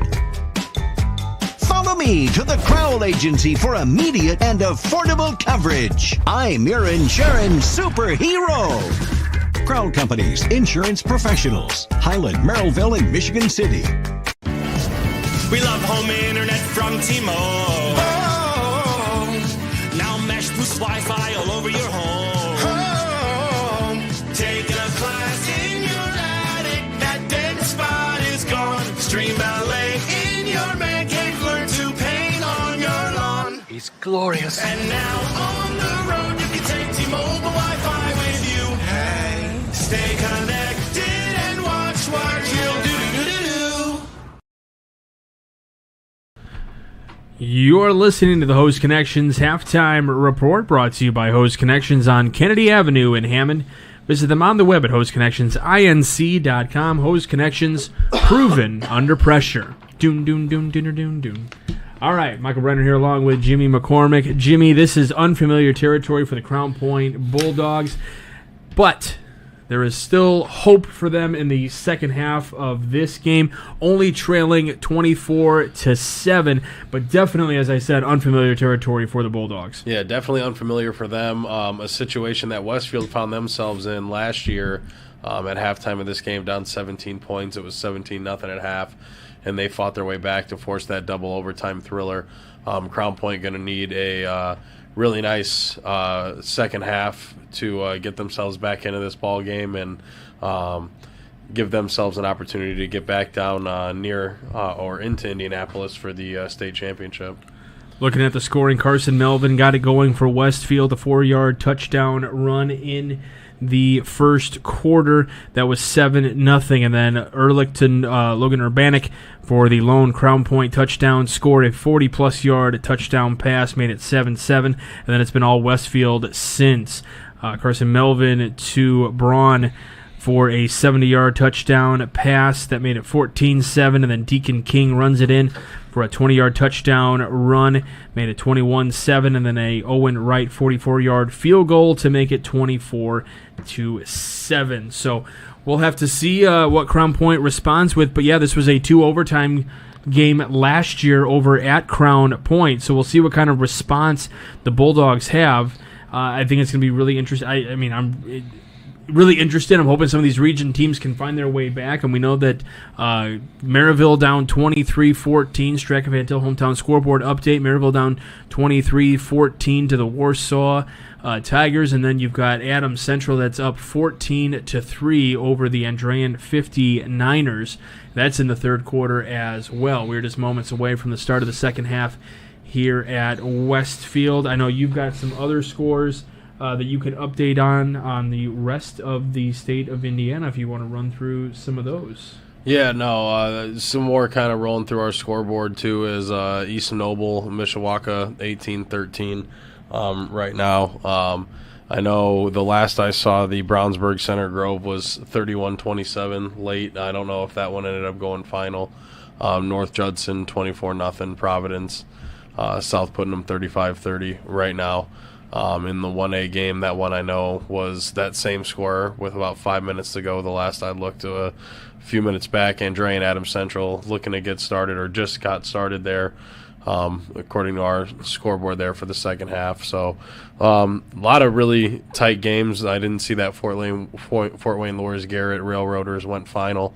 Fort Wayne Lures heading to Lucas Oil.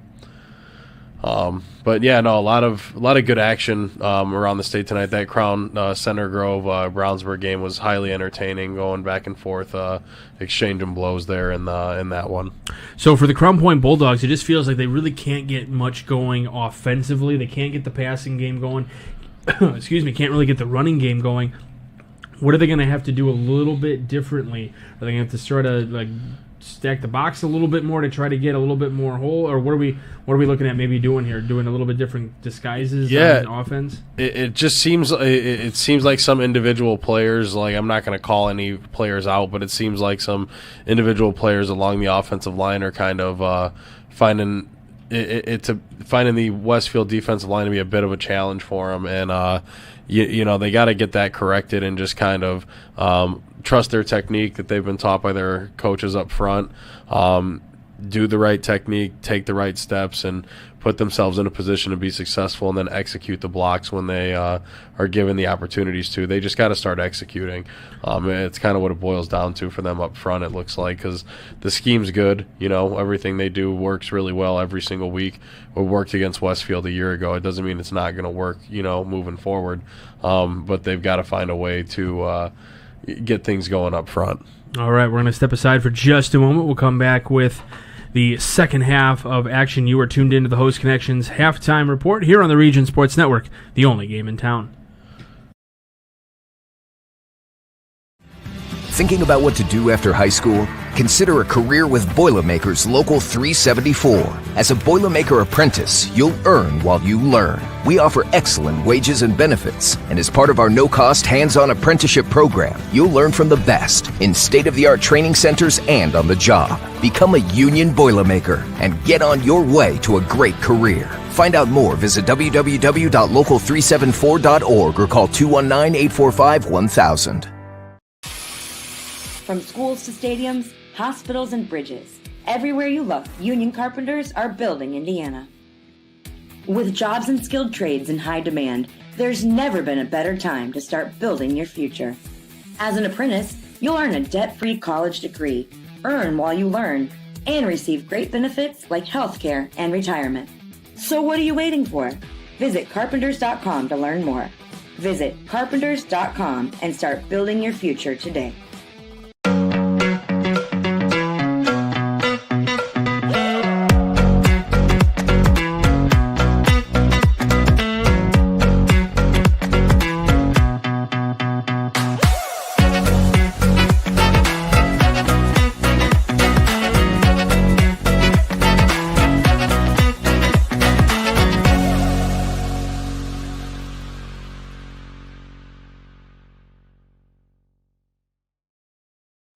Bring the whole family together for a warm, delicious meal this holiday season. Strachan Van Til has everything you'll need to satisfy their cravings. Just in time for Thanksgiving, we are carrying an incredible variety of fresh, frozen, organic, and even locally farmed whole turkeys that will truly make your mouth water. With meat so tender and juicy, this will be a meal they won't forget. Life made simple, meals made easy. It's a Strachan Van Til thing. Hi, I'm Crowd Company's Lantern Man.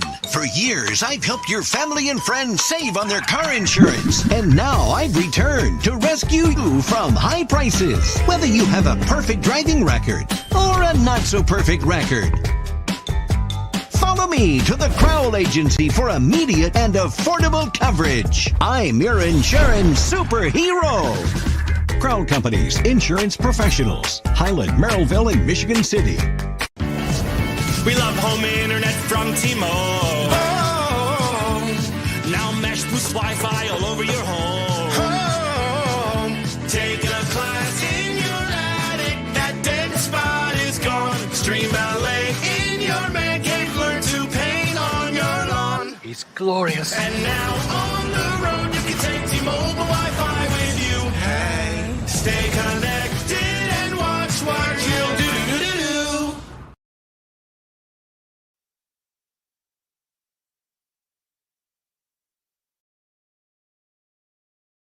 Four Seasons Mechanical proudly serves Northwest Indiana, providing quality, reasonably priced, reliable service. With a quality and comfort guarantee, the professionals at Four Seasons Mechanical offer a wide range of services in heating, ventilation, and air conditioning. Whether it's residential or commercial, Four Seasons Mechanical is there 24/7. To find out more, the website is fourseasonsmechanical.com or give them a call at 219-756-7020. Four Seasons Mechanical, your indoor air quality specialist. Earn while you learn from the best hands in the business. The Bricklayers Allied Craftworkers for Indiana, Kentucky Apprenticeship. That's right, this is a paid apprenticeship. I'm getting an education while learning a trade and getting paid for it. The thing that surprised me the most about this apprenticeship program is the respect I've received after the proper time and training. Classes start soon, so apply now. There are training centers throughout Indiana and Kentucky. We are the Bricklayers and Allied Craftworkers for Indiana, Kentucky Apprenticeship. The best hands in the business.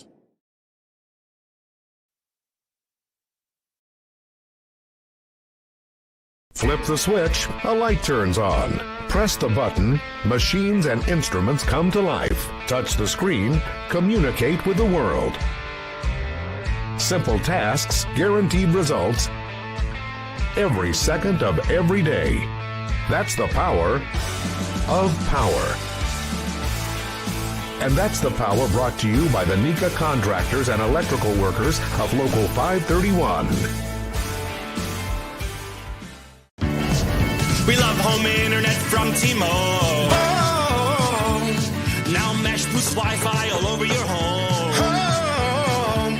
Taking a class in your attic, that dead spot is gone. Stream ballet in your man cave, learn to paint on your lawn. It's glorious. And now on the road, you can take T-Mobile Wi-Fi with you. Hey, stay connected and watch what you'll do.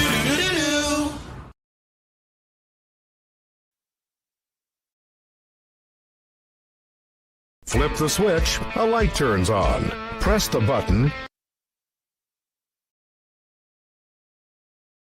Blythe's Team Sports in Valparaiso is a leader in athletics apparel and equipment sales. With in-house production including screen printing, trophies, embroidery, and more, Blythe's can help you to create the perfect look. For more information, visit them online at teamblythes.com. Blythe's Team Sports in Valparaiso, where the athletes shop.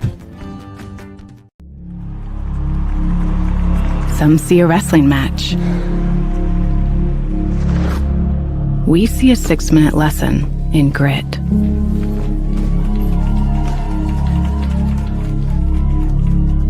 Some see a coach sending a runner home. We see a mentor guiding a student athlete into the future. Proud to keep education in front of athletics since 1903. Welcome back to the Hose Connections Halftime Report. Hose Connections on Kennedy Avenue in Hammond. Visit them on the web at hoseconnectionsinc.com. Hose Connections, proven under pressure. We are getting ready to start the second half of this one between Crown Point and Westfield. We'll have a Quintel kickoff. This kickoff and all kickoffs are presented by Quintel Incorporated, specializing in the reconditioning, repairing, and remanufacturing of heat exchangers. So Crown Point will get the ball to start the second half. We appreciate you tuning in to the Host Connection Halftime Report. And Crown Point will pick it up inside the 20-yard line, and it's Parent who picks up the ball and is running laterally across the entire field and gets inside the 30-yard line now for the return. So definitely more yards across the field than gaining on the play. But that ball was dangerously close to going out of bounds. Maybe worth having let it try to go out of bounds. Yeah, that probably would have rolled out of bounds, would have got him to the 35, which would have saved him 5 yards and a lot of energy if he would have just let that one roll out of bounds. Are you, as a returner, are you kind of taught to just pick the ball up if you don't know? Because it felt like that ball was trending out of bounds. Yeah, if you're unsure, you should leave that thing alone. But if you're pretty positive that thing's rolling out of bounds, you got to let it roll out of bounds. Okay.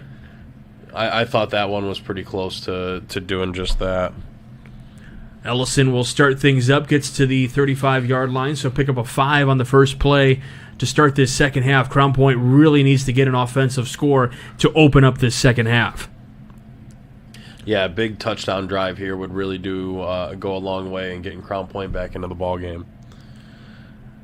So just starting things up, Striker Van Til hometown scoreboard update. Warsaw has now taken a 31-14 lead over the Pirates, and Adams Central has now taken a 20-3 lead as Gibbs gets a pass completed out across the 50 and right around the 45 up to the 44-yard line on his reception from Ehrlich. Big get for the Bulldogs here. Second play of the second half. Yeah, it's a big-time play there by Crown Point. They really like their start here in the script that they have to get this one rolling here in the second half. So up to the 44. This is where the Bulldogs will continue a Four Seasons mechanical first down. The handoff is to Gibbs, who tries to cut back to the middle, and he is stopped immediately and will lose his forward progress. Will get him right back to that line of scrimmage.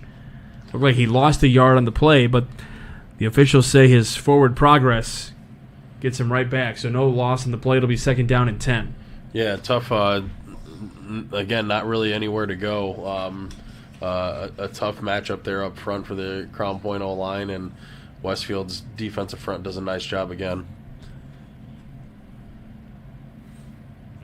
Ellison trying to up the middle, tries to cut back left, and just bounces off of his own guy. And now there is laundry on the field. We went the entire first half without a flag, and there is a penalty against the Bulldogs on this one. We saw a flag come out, but then they waved it off. So this is a holding penalty against the Bulldogs. Pushing back to 2nd and 20. Yeah, that's a big loss. We were just picking up a big first gain there for Crown Point, and now that one kind of nullified at this point as this puts it back into Crown Point territory at the 46-yard line. Yeah, gotta try to get half of this thing back here. Ehrlich keeps, rolls out to his right, tries to spin out of the damage, is able to spin out of a little bit and pick up a yard on the play. So it'll be 3rd down and 19 coming up for the Bulldogs. What looked like a promising drive has really stalled and gone backwards. Yeah, not the direction Crown Point wanted to go after the early first down there on the first couple plays. So at the 47-yard line, trying to just muster something here.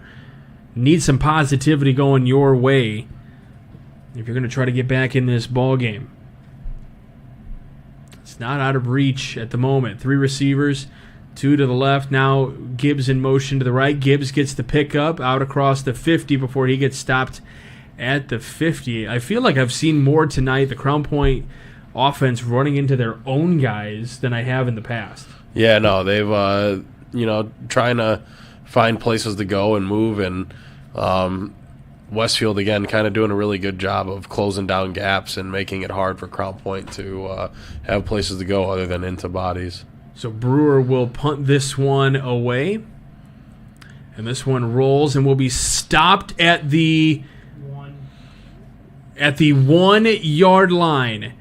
What a punt for Oliver Brewer, and it stops actually inside the 1 at Jimmy. So What if you're going to pick up some momentum, maybe you can get a safety here. Yeah, heck of a job by the Crown Point punt team there, executing, getting the ball down inside the one. Really good punt, obviously, and then the 3 guys that were down there that kept it out of the end zone did a really nice job. For piping hot pizza delivered right to your door, call Squeegee's Pizza of Griffith. Squeegee's is located at 106 South Broad Street in Griffith. Give them a call at 219-924-6000. Pick up or delivery. It's Squeegee's Pizza of Griffith, the best on Broad. So 1st and 10 from pretty much the goal line here. How do the Shamrocks respond to this? King is able to get out across the 5-yard line, maybe up to the 6 or 7. So that's a good first pickup for the Shamrocks on that offensive play. Yeah, really good start to the drive, backed up on your own 1. Kind of had a stalemate up front, but did enough to create a seam there for the running back, King. 2nd down and 4 coming up for the Shamrocks.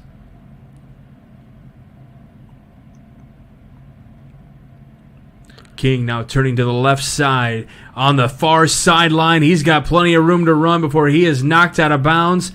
Around the 35-yard line, knocked out of bounds after a huge game. Nico Pavlou, the one who knocks him out. That is not the start for the Crown Point Bulldogs that you want, as the Shamrocks just seem to be kind of having their way at this point. Yeah, the Westfield offense is doing a heck of a job maintaining and controlling things up front against the Crown Point defense. King again picks up 3 yards, this time right up the middle. And gets it right to the 40-yard line. So 2nd down and 7 coming up for Westfield. You know, one of the things that's different about this Crown Point team that a lot of teams don't. Normally, when you hear about defenses, you're talking about a 3-4 defense or a 4-3 defense. Well, Crown Point does a 3-5-3 defense. Yeah. A little different in the linebacker core. You know, definitely much different. Very tough to attack in the running game. Melvin makes the throw. The pass is caught by Knott for a pickup of about 3 yards on the play. So it'll be 3rd down and 3 coming up. But they make it harder than you think to throw the ball on them as well. People think it's easy to throw on them because they've had success. You know, people can have success against them in their secondary, being a little bit more vulnerable. But some of those outside linebacker guys are really good athletes for them that help out in the passing game as well. So Westfield at the 44-yard line at the near hash, near their own sideline. 4 receivers, 3 to the left, 1 to the right of Carson Melvin. Gets the snap. He's going to tuck and run out to the right edge, up to the 50, and is good for the 1st down. As he looks at his fan base and says, I got that.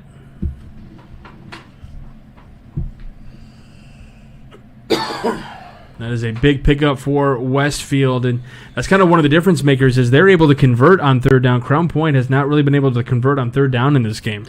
No, Westfield has executed on 3rd down tremendously tonight. Crown Point has struggled to do that, and that's kind of been the difference between the 24 and 7 points.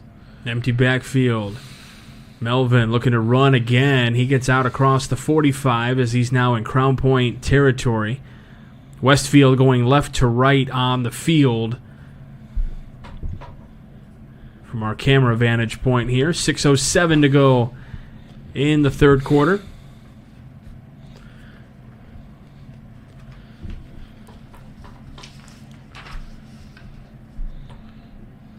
Okay, we are down to the final 30 seconds over in that 5A semi-state championship game. Warsaw looks to be moving on and heading to Lucas Oil Stadium next week. 2nd down and 5. King gets the ball this time. Runs ahead, and a big tackle there for the Bulldogs, but not before another Four Seasons Mechanical 1st down for the Shamrocks.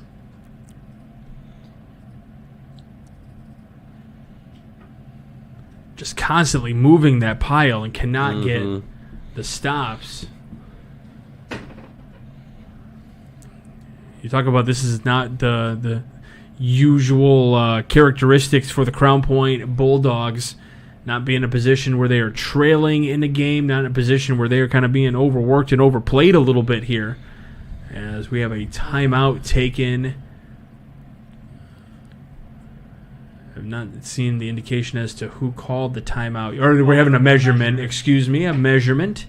just to see if that first down was picked up. Look, it was really close, so we'll see here. Jimmy, you might have to get out your index card. Yeah, might need one. And that is very close. You actually do need one. And they say it is short. So 4th and inches coming up here. I'm sorry, 3rd and inches. 3rd down, 3rd and inches here for Westfield.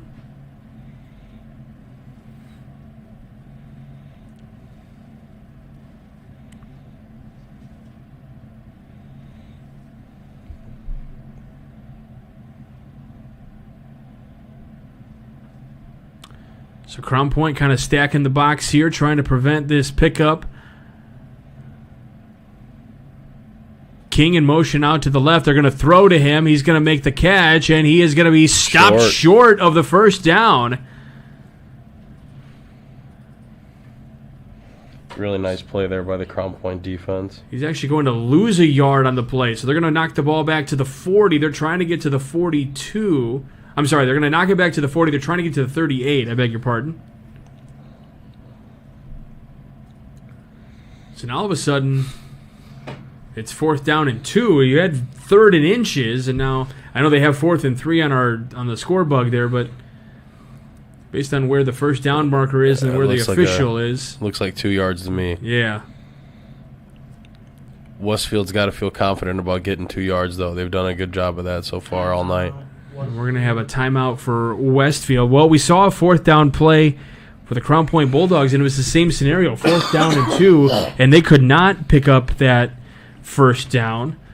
So we'll see what Westfield can come up with here, as they are in Four Seasons Mechanical 4-down territory. Brought to you by Four Seasons Mechanical in Maryville, your Northwest Indiana heating and air conditioning specialists. And don't forget to visit regionsports.com, Facebook/Region Sports Nation, and Instagram for this week's Powering Indiana Peak Performers, presented by NECA IBEW Powering Indiana of Lake County, the subsidiary of Powering America, consisting of craftsmen from the International Brotherhood of Electricians and their signatory contractors. Visit poweringindiana.org to find out more. 5:07 to go in the third quarter here. Crown Point, Westfield. It'll be 4th and 2 coming up here at the 40-yard line in Crown Point territory. This is a must stop for the Bulldogs at this point. 2 receivers to the left. Handoff is to King. King is right near that marker. The pile continues to push, and it looks like he's got the first down. Be very close, but it looks is like he's very got close. I feel like that secondary push after that initial meet here. Let's take a look at it. I mean, he is right near that line. Did they continue to push the pile or not? And it looks like they have a stop. The Crown Point Bulldogs have stopped them, and it's a turnover on downs. That's the momentum swing that you need if you're the Bulldogs. Yeah, you got to find a way to capitalize off of that now and go down and get yourself 6 points. You really need it here if you're Crown Point.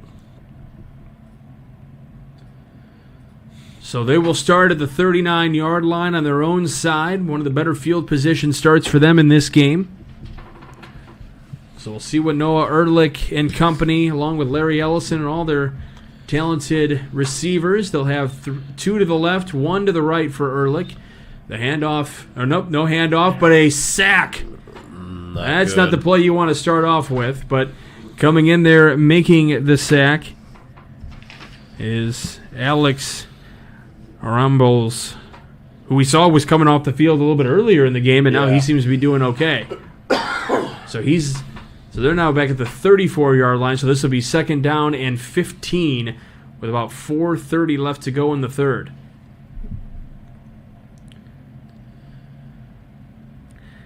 Man, you figure you're trying to just get some momentum going on your side. You get the turnover on downs, and you lose 5 on the play.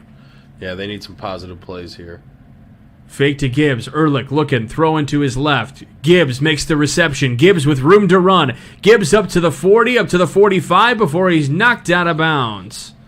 Really nice play design, really good execution there by Noah Ehrlich and Trevor Gibbs. So really Gibbs had come, who was actually standing to the right of Ehrlich when the formation started, and then he came around to his left side. So they're at the 45-yard line now. They've got, 3rd and 4 now. So this is 3rd and manageable. That's a big gain for the Bulldogs that they need, and trying to build some positivity on their side. They just haven't had a lot of it in this game. No, and they need some here. First down here on 3rd down to pick up would be big time for the Bulldogs. Here's the snap. Ehrlich looking to run, trying to get through the pile. He's going to pick up 2 on the play, but he's going to be 2 yards shy of that first down. So this is another 4th and 2 situation. And I'm kind of guessing, well, if you went for it before, because now you're across midfield, do you go for it again? And it looks like the offense is staying out there. They're waiting for their call. Oh, yeah, they were going for it. They were. Yeah, you're kind of in a position you kind of have to. They made that call to kind of get half of it. I mean, you went for it before. So 2 receivers to the right of Ehrlich. Gibbs in there as a blocker as well. Ehrlich standing in the pocket, tucking and running. Nope. He's going to be shy of the line to gain. He tried to run up the middle, and it's just another defensive stand for Westfield. Yeah, Westfield doing a really nice job in coverage there on the 4th and 2. Ehrlich had nowhere to go, kind of had a spy on him as well, and looked like they were ready for him to scramble, and Westfield does a good job getting off the field.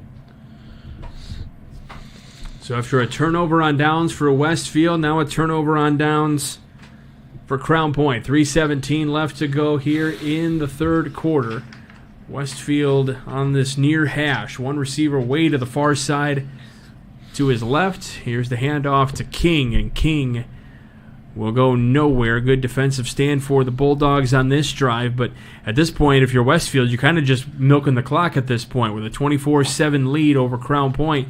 3 minutes to go in the 3rd. Yeah, the Crown Point defense has played really well tonight. They've truthfully really given up, 17 points? Yeah. They've given up 7 points on a really short field after the interception. They've done a really good job defensively, other than being put in some bad spots from time to time tonight. So 2nd and 10 coming up here for Westfield. Fake to King. Here's Melvin out to his receiver. And it looks like it's going to be a loss on the play. The catch was made by Picala, excuse me. Might have been a loss on the play. Still nowhere to go. So another big stand here for Crown Point. They're 3rd and 12 are the Shamrocks right now.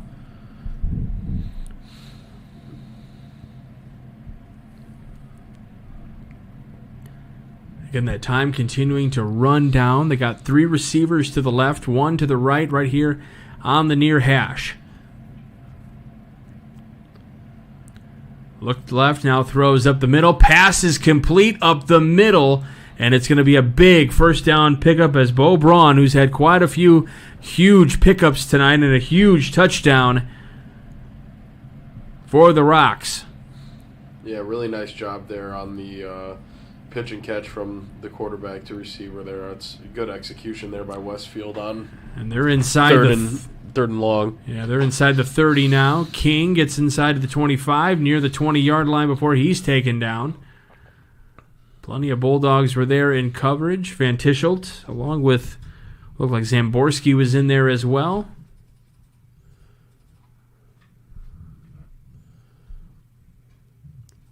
But that was just such a huge pickup for Westfield there, and now brings them right near the 20-yard line. 2nd and 5 for the Rocks. Again, this is just completely unfamiliar territory for Crown Point here in 2024. But if we know anything about this team, they can score in droves. So as soon as they get hot, it's a team that can definitely put points on the scoreboard. And that's going to be another big stop here with under a minute to go here in the third for the Bulldogs. Third down coming up. Third and two. Okay. See if they can get them off the field here. Of course, now after kicking that 40-yard field goal, you are in field goal territory for Owen Wright after he made that 44-yarder. He had missed a 32-yarder earlier. And they are about a yard shy. 3rd and 1, it looks like. Melvin going to keep. Did he get to the sticks is the question. And it looks like a first down. That's the indication here with about 10 seconds to go. Looks like we'll head to the fourth, 24-7. So 24-7 your score at the end of 3. You are listening to Game Night here on the Region Sports Network, the only game in town. This box is small, like Pet Supplies Plus. This one is large, like a big box store. In each, Stu, hi Stu, has carefully hidden a toy. Question is, which dog will find it first?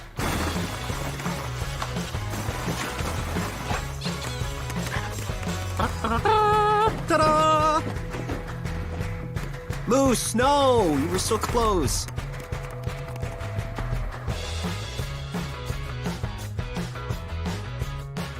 For over 50 years, family-owned Bud Agency in Hobart has been providing needed services to families of Northwest Indiana. Since opening their doors in Hobart in 1967, Bud Agency has been providing sound advice to their clients. When you stop in, Dave, Bob, and Mike, along with a friendly and skilled staff, will treat you with personal attention. Located at 615 West 3rd Street in Hobart, Bud Agency is open Monday through Friday 9 to 4. Give them a call at 942-1028. Bud Agency, your local trusted source for quality service. Welcome back to Game Night here on the Region Sports Network. Happy to have you with us on this Friday evening. We know the score doesn't look exactly where a lot of our Crown Point fans want it to be, or Region fans in general. But still a fourth quarter to work with here.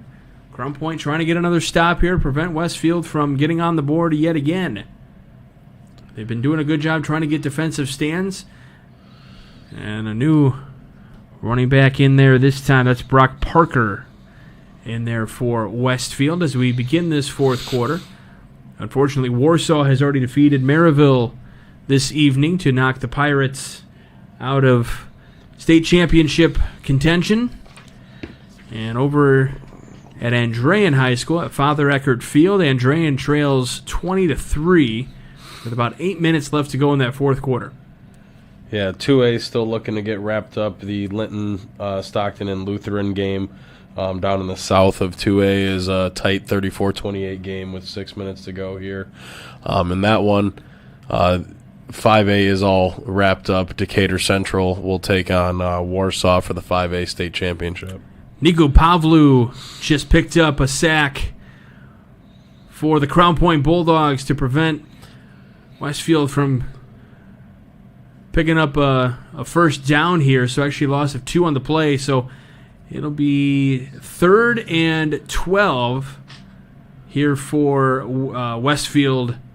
That's a huge stop by the Crown Point defense, who I guess if you're looking for some early candidates for our award winners, the defense definitely deserves a lot of the awards tonight. Yeah, the Crown Point defense has played tremendous. Trevor Gibbs has been in on a lot of plays where he's been one-on-one with Deacon Hill and coming in to make a nice play. Melvin looking for somebody on 3rd down, can't come up with the completion, so it's incomplete.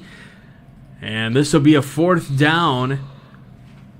Now we've already seen Owen Wright kick a 44-yard field goal tonight, and it looks like that's what's going to come up here as a field goal attempt. So they're going to spot it at the 27-yard line, so he's looking for a 37. He missed a 32-yarder earlier.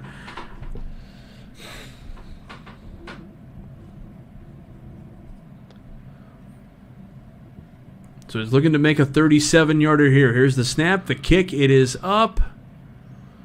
And it is good from 37 yards out. So 27-7 your score here from Westfield. You are watching Game Night of the Region Sports Network, the only game in town. Certified financial planner Tim O'Brien is your Edward Jones financial advisor. Financial investments are very important, but so are the investments of time, patience, and encouragement our young athletes receive from their coaches, teachers, and mentors. That's why financial advisor Tim O'Brien is a proud supporter of Hobart football on the Region Sports Network. Call 219-947-8208 or stop by his office at 1455 South Lake Park Avenue across from St. Mary's Hospital for all your investment needs. Go Brickies! Edward Jones, making sense of investing, member SIPC. Bring the whole family together for a warm, delicious meal this holiday season. Strachan Van Til has everything you'll need to satisfy their cravings. Just in time for Thanksgiving, we are carrying an incredible variety of fresh, frozen, organic, and even locally farmed whole turkeys that will truly make your mouth water. With meat so tender and juicy, this will be a meal they won't forget. Life made simple, meals made easy. It's a Strachan Van Til thing. Welcome back. Mayor Pete Land of the Crown Point Pace Department are proud to support Crown Point Bulldog Athletics and say go Bulldogs. Crown Point remains dedicated to preserving history, celebrating everyday life, providing the best in-city services, and encouraging smart growth. Join Mayor Pete Land of the city of Crown Point for the annual tree and tank lighting ceremonies on Friday, November 29th at the historic Lake County Courthouse. For details, visit crownpoint.info/winterfun. Have you ever been to those tree lightings, by the way? I have not. It's really cool. Just outside of the courthouse, and then down the road a little bit, there's a tank that sits in the middle of the street on Main, and you get to put some lights all over that. It's really cool. And then there's trees all along the perimeter of the courthouse that people can purchase and, I believe, decorate. I believe is how it works. I saw some people last weekend actually starting to decorate some of those. What a play there by Isaac Weingart on the kickoff by Westfield. Drove right through the Crown Point blocker and then made the tackle. That was a really impressive play. Little spinorama there moved by Ehrlich and trying to get Smith a little action to try to get some momentum play, but there's going to be a flag on the play. So we will await to see what's going to happen here. And is this there's going to be holding on the offense. So that's going to bring it back a little bit. So I'm guessing you're not interested in talking about Christmas trees. You wanted to move right to the action. Oh no, I love Christmas trees and lighting of the trees and all that. But that was just that was such an impressive play. It was hard to ignore. It's all business, folks. And Drain with a big touchdown there. It looks like it's 20-10 in that one in the fourth. See, that's what I mean. You won't even move on to anything else. It's all football with Jimmy McCormick, folks. But yeah, 20-10 your score. Adams Central still up by 10 over at Father Eckert Field. And now it is 1st and 20 for the Bulldogs here with 10 minutes left to go in this game. Ehrlich trying to get something going here. He finds a receiver up the middle, and it gets upended. It looks like Trevor Gibbs right off the bat. Just shy of the 20-yard line there. So that was a yard shy of the original line of scrimmage. So it'll be 2nd down and 11 coming up for the Bulldogs. Stay with Region Sports after the game as we send it to the Centier Bank studio. Catch up on the latest scores, highlights, and more, all live from the Centier Bank studio right after the game. Ehrlich again looking to pass, throws to his left, passes incomplete. Again looking for Trevor Gibbs on the play, can't get it to go. So 3rd and 11 coming up. It has just been a complete stalling on offense for this Crown Point team, which is very odd to see considering how many points they put up. They score over 40 points a game and give up less than about 9 a game. And now they've already given up 27 in this one. Yeah, and what they've given up tonight isn't nearly as surprising as what they've been unable to score.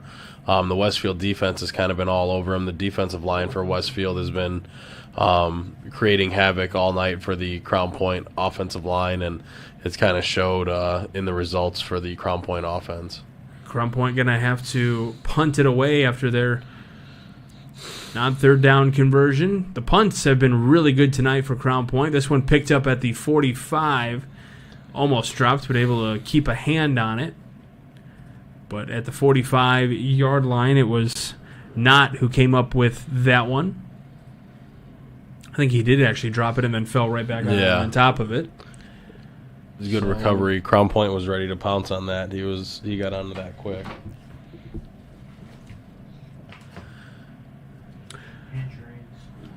Yep.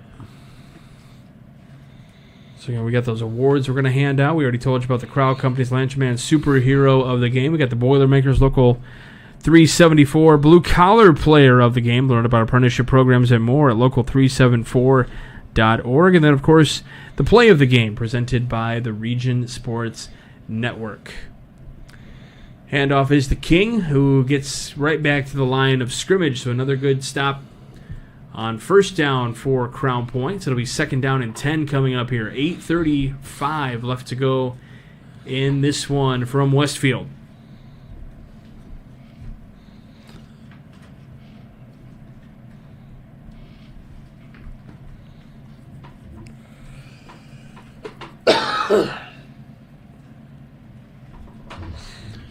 Crown Point needs to get a stop and a score, and a quick score at that. So looking maybe for a pick 6 if they can, but if you're Westfield, probably just running the ball out here. This is going to be pickup of 2 yards by King on the play. They officially stop his progress. He moves the pile, but they had stopped his forward progress after just about 2 yards. So the clock going to continue to wind down here. They're in no hurry. They've got the 20-point lead at the moment. Yep. As we mentioned earlier, Jimmy mentioned that Brownsburg got the win. They were number 4 in a lot of the polls, and pretty much all the polls, actually. 3 that are posted on the John Harrell website. Yeah, we knew that one would be a barn burner down there against Center Grove as well. But yeah, Brownsburg, high snap, handoff again to King. King gets through a big hole to be able to pick up the first down and more out across the 15-yard line. And it is just Westfield's night tonight. Yeah, they were really dominating the line of scrimmage up front on both sides, being able to create holes for their running back on the offensive side, and on the defensive side, creating havoc for the Crown Point offense.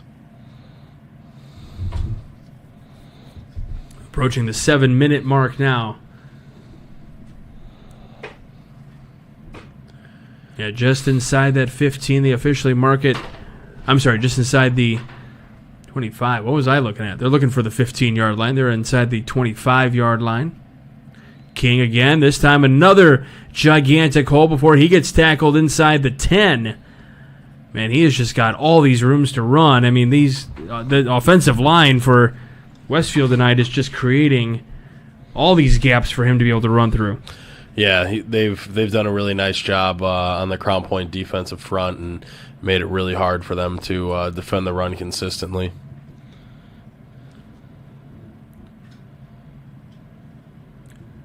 You also got to feel like Westfield's kind of like, okay, we have plenty of time left on the clock. We could score again, but then we got to give Crown Point the ball again. So I would imagine they maybe want to take their time and run a little bit more clock down. Yeah, you could score, not score here. As long as you take a lot of time off the clock, you're in good shape. They're going to look to score, obviously. King is tackled inside the 5-yard line, so down to the 4. So we are 2nd and goal at this point. King looking for his 2nd touchdown of the night. He had is pushing 40 minutes of possession of the ball. King had that 20-yard touchdown run earlier in the game. This one would be a 4-yarder if he picks it up here. And Justin just gave us a note on time of possession. You said that was about 40 minutes of possession time? Yeah, they are just owning the time of possession as well. King stopped at the 4, still pushing, tackled at about the 3. So 3rd and goal coming up.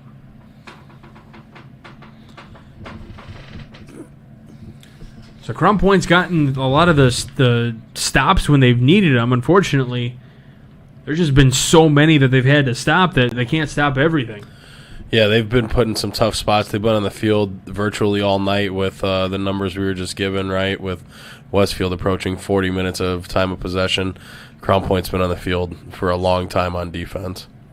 These guys have got to be exhausted at this point. 4:47 left to go in this matchup. King trying to turn the edge. He's going to get tackled behind the 5-yard line, so 4th down coming up.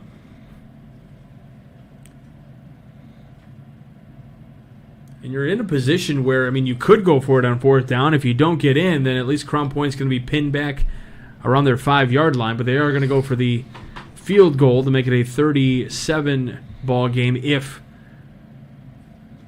Owen Wright is good with this kick.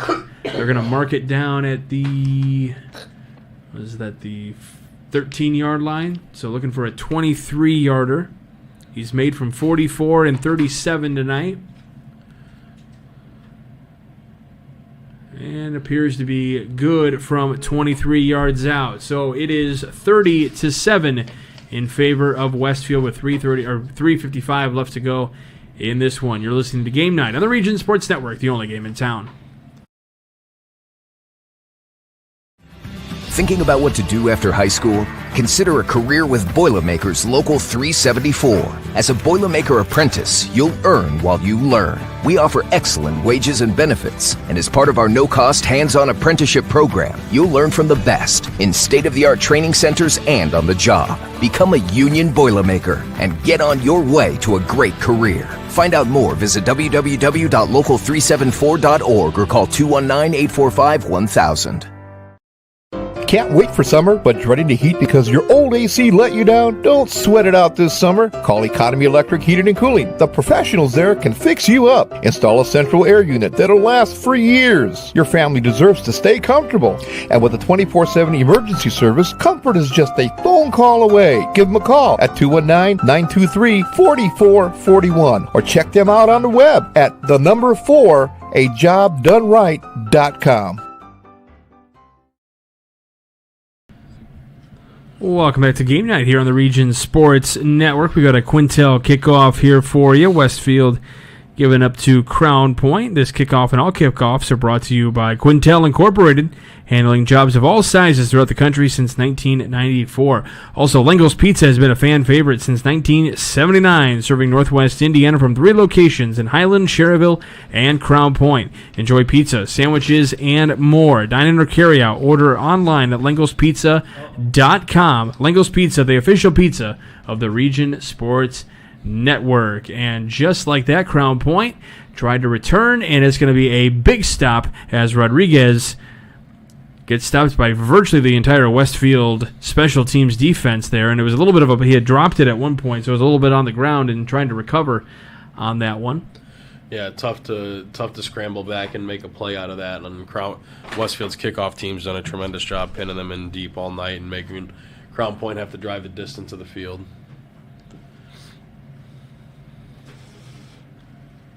So with 3:44 left to go in this one.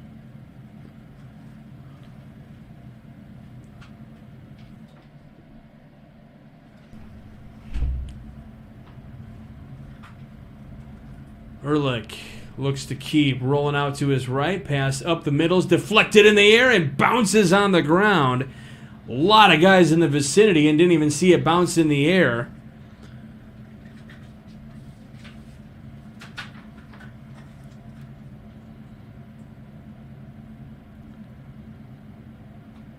Let's see who that was defensively that was right near that. Lennox Williams, who was, it was in the air and he kind of turned and realized it just kind of dropped in front of him.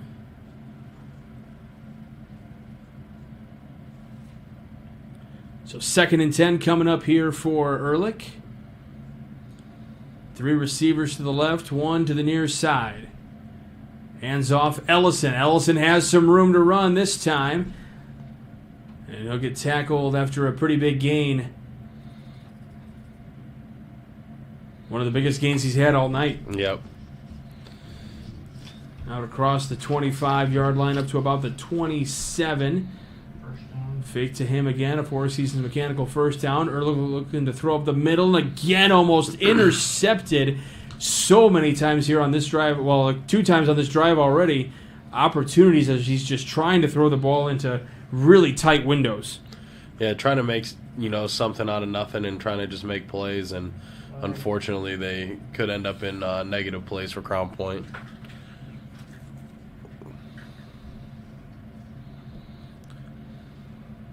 So it's a penalty against Crown Point. Did they say too many men on the field? Legal man downfield. Or illegal man downfield, okay.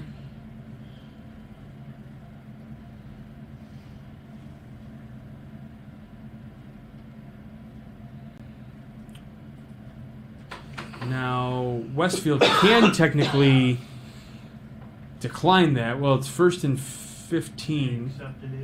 They did accept it. Okay, so 1st and 15 coming up here.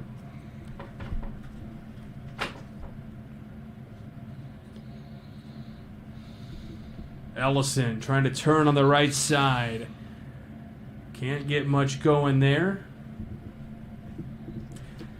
You know, one of the unfortunate things is the score is holding the way that it is, and obviously miracles can still happen, but Jimmy, we are kind of watching the end of the career of one of the better quarterbacks we've watched over the years here in Northwest Indiana, and Noah Ehrlich.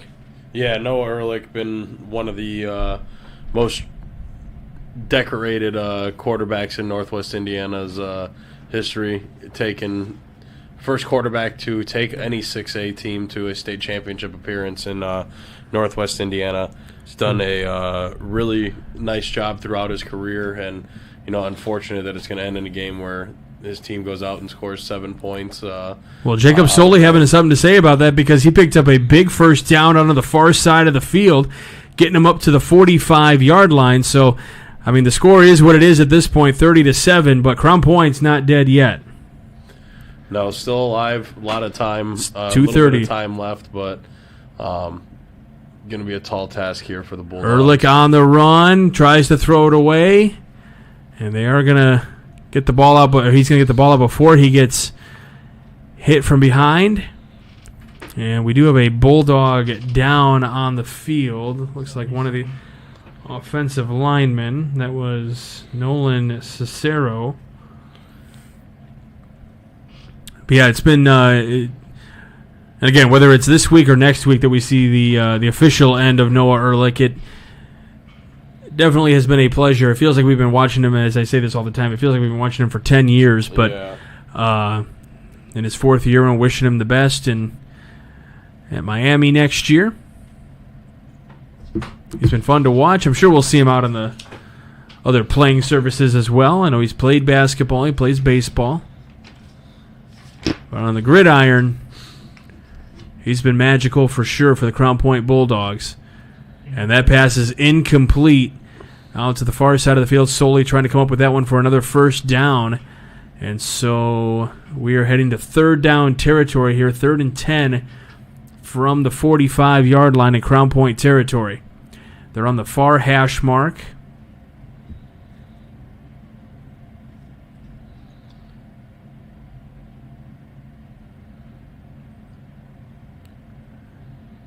It's just been very odd to see here in this game today. Crown Point not able to muster up the offense that we're so used to seeing week in and week out. Here comes the pressure. Ehrlich up the middle. Pass is caught. And a big gain for a first down for the Crown Point Bulldogs right up the middle. Jacob Soley yet again getting the big first down to keep the Bulldogs alive.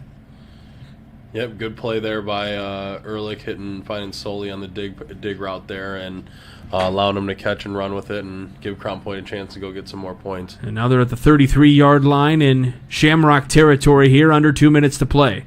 The snap. Ehrlich flushed out of the pocket. Looks to run or throw it down the field, and he throws it just over the head of Soley. It's incomplete, and there was a lot of pressure coming on his way. Yeah, it kind of been coming at him all night, and it's been very difficult for Ehrlich to be comfortable in the pocket, and Westfield kind of getting after him again, and makes it a tough throw there on 1st and 10. Yeah, we mentioned Ehrlich, 73% completion percentage coming into this game. You know, he's got 3 receivers to his right, 1 to his left. He's got Ellison on his hip.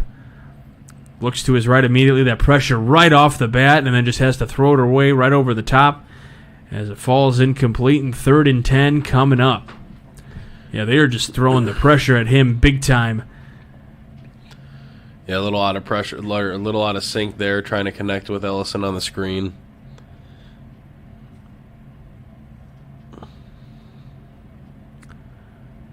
And because of the incompletion, the clock will stop at 1:44. So they are awaiting the signals from their sideline.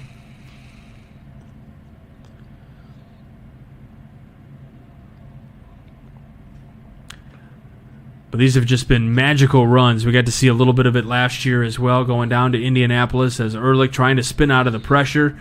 And he's going to be tackled for probably a loss, it looks like there. But I tell you what, we got to be part of that ring ceremony for Crown Point's runner-up championship rings. And there was a vibe to this team. There's no question. They were loving every part of this, and there was definitely a hint of, we don't want these rings anymore. We want the championship rings officially, and not in a position to move on to Indianapolis here tonight with the score the way that it is, and a 1 minute left on the clock here. But Ehrlich's still fighting his final moments as a high school football player. It's over the top and is intercepted on the final play, and the defensive player going to walk away limping a little bit. A lot of contact down there, a lot of bodies connecting, and that defensive player, Cato June, who we saw earlier in this one, but it will be Westfield ball with just under a minute to go. And it's unfortunate that the last pass that Noah Ehrlich is going to throw, potentially in high school, turns out to be an interception. Yeah, unfortunate end to a tremendous career, but that's not what I'm going to remember him for. That's for sure. Not the play a lot of us will remember him for. No, absolutely not. Absolutely not. Just an incredible. And the best thing about when we were doing that ring ceremony, just the incredible person that he is.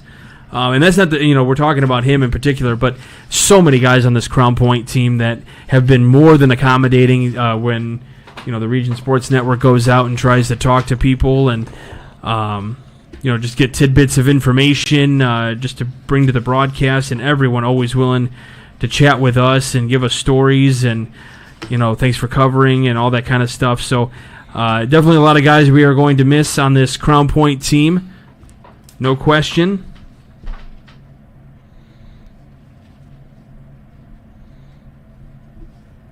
But, Jimmy, we can go ahead and start handing out our award winners, if you're okay with that. Yeah, definitely ready to make that happen. All right, we do have 56.5 seconds left to go in this one. Westfield taking over offensively. We imagine they're just going to take some knees here, although Crown Point does have 3 timeouts to work with. Let's go ahead and go with our Crowd Companies Lantern Man superhero of the game. The Crowd Companies have offices open from 9 to 7 Monday through Friday, and Saturdays till 2 in Highland, Maryville, and Michigan City.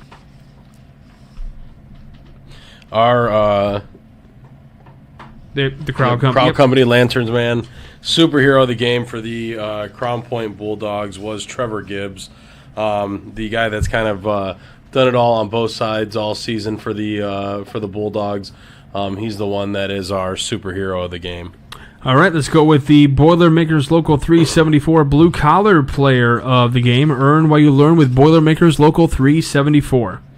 Our blue-collar player of the game, I would just call the entire Crown Point defense as a unit, doing a good job being on the field almost the entire game, and keeping Westfield down to 30 points. They're a team that averages 34, 7 of which they kind of gave up tonight as a result of a short field from the offense. So kind of holding them to 23 points is a really nice job. If Crown Point's offense kind of comes to play, this is a different ball game, and I think the Crown Point defense is our blue-collar player of the game. I couldn't agree more. That's a perfect pick for that award. Let's go with the play of the game presented by the Region Sports Network. And the play of the game is the Noah Ehrlich touchdown pass to Urbaniak for Crown Point. Really nice play there. Kind of made Crown Point feel like they were going to be in the ball game for the duration of it, and it just unfortunately didn't work out that way after the Ehrlich touchdown to Logan Urbaniak. Our executive producer is Chris Ramirez, our operations manager, Rich Castillo, coordinating producer, Zach Miller, and Justin Cole, who also did production for this game tonight. Justin, always a pleasure, and nice job. Our sports director is Mike Dewan. Your broadcast crew tonight, myself, Michael Brenner, along with Jimmy McCormick. And then a special thanks to the coaches for Crown Point, Craig Bazia, and for Westfield, Josh Miracle, and of course the athletic directors for Crown Point, Bill Derula, and for Westfield, Andy Tebby. And then, of course, you the viewers on Facebook, YouTube, IHSAA TV, wherever else we've been streaming from all night long. We appreciate you guys tuning in. Without you guys, we wouldn't be able to do what we do. So we'll have plenty more on the Region Football Wrap-Up Show coming up from the Centier Bank Studio in just a little bit. You've been tuned in to the Region Sports Network, the only game in town.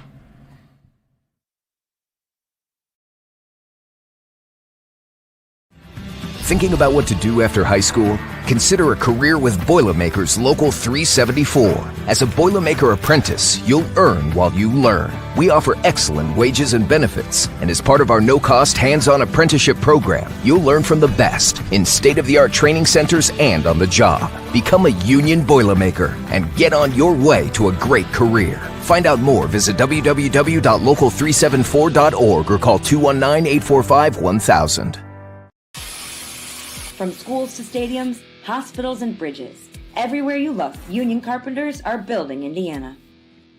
With jobs and skilled trades in high demand, there's never been a better time to start building your future.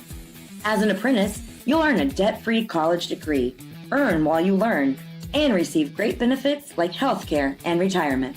So what are you waiting for? Visit carpenters.com to learn more. Visit carpenters.com and start building your future today.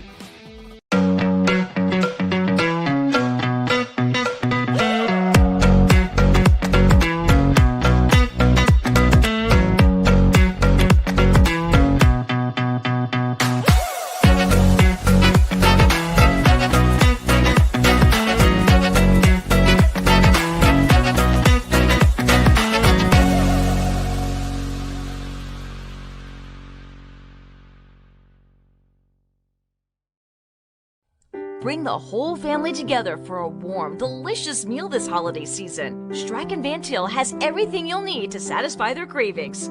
Just in time for Thanksgiving, we are carrying an incredible variety of fresh, frozen, organic, and even locally farmed whole turkeys that will truly make your mouth water. With meat so tender and juicy, this will be a meal they won't forget. Life made simple, meals made easy. It's a Strachan Van Til thing. Hi, I'm Crowd Company's Lantern Man. For years, I've helped your family and friends save on their car insurance. And now I've returned to rescue you from high prices. Whether you have a perfect driving record or a not-so-perfect record. Follow me to the Crowd Agency for immediate and affordable coverage. I'm your insurance superhero.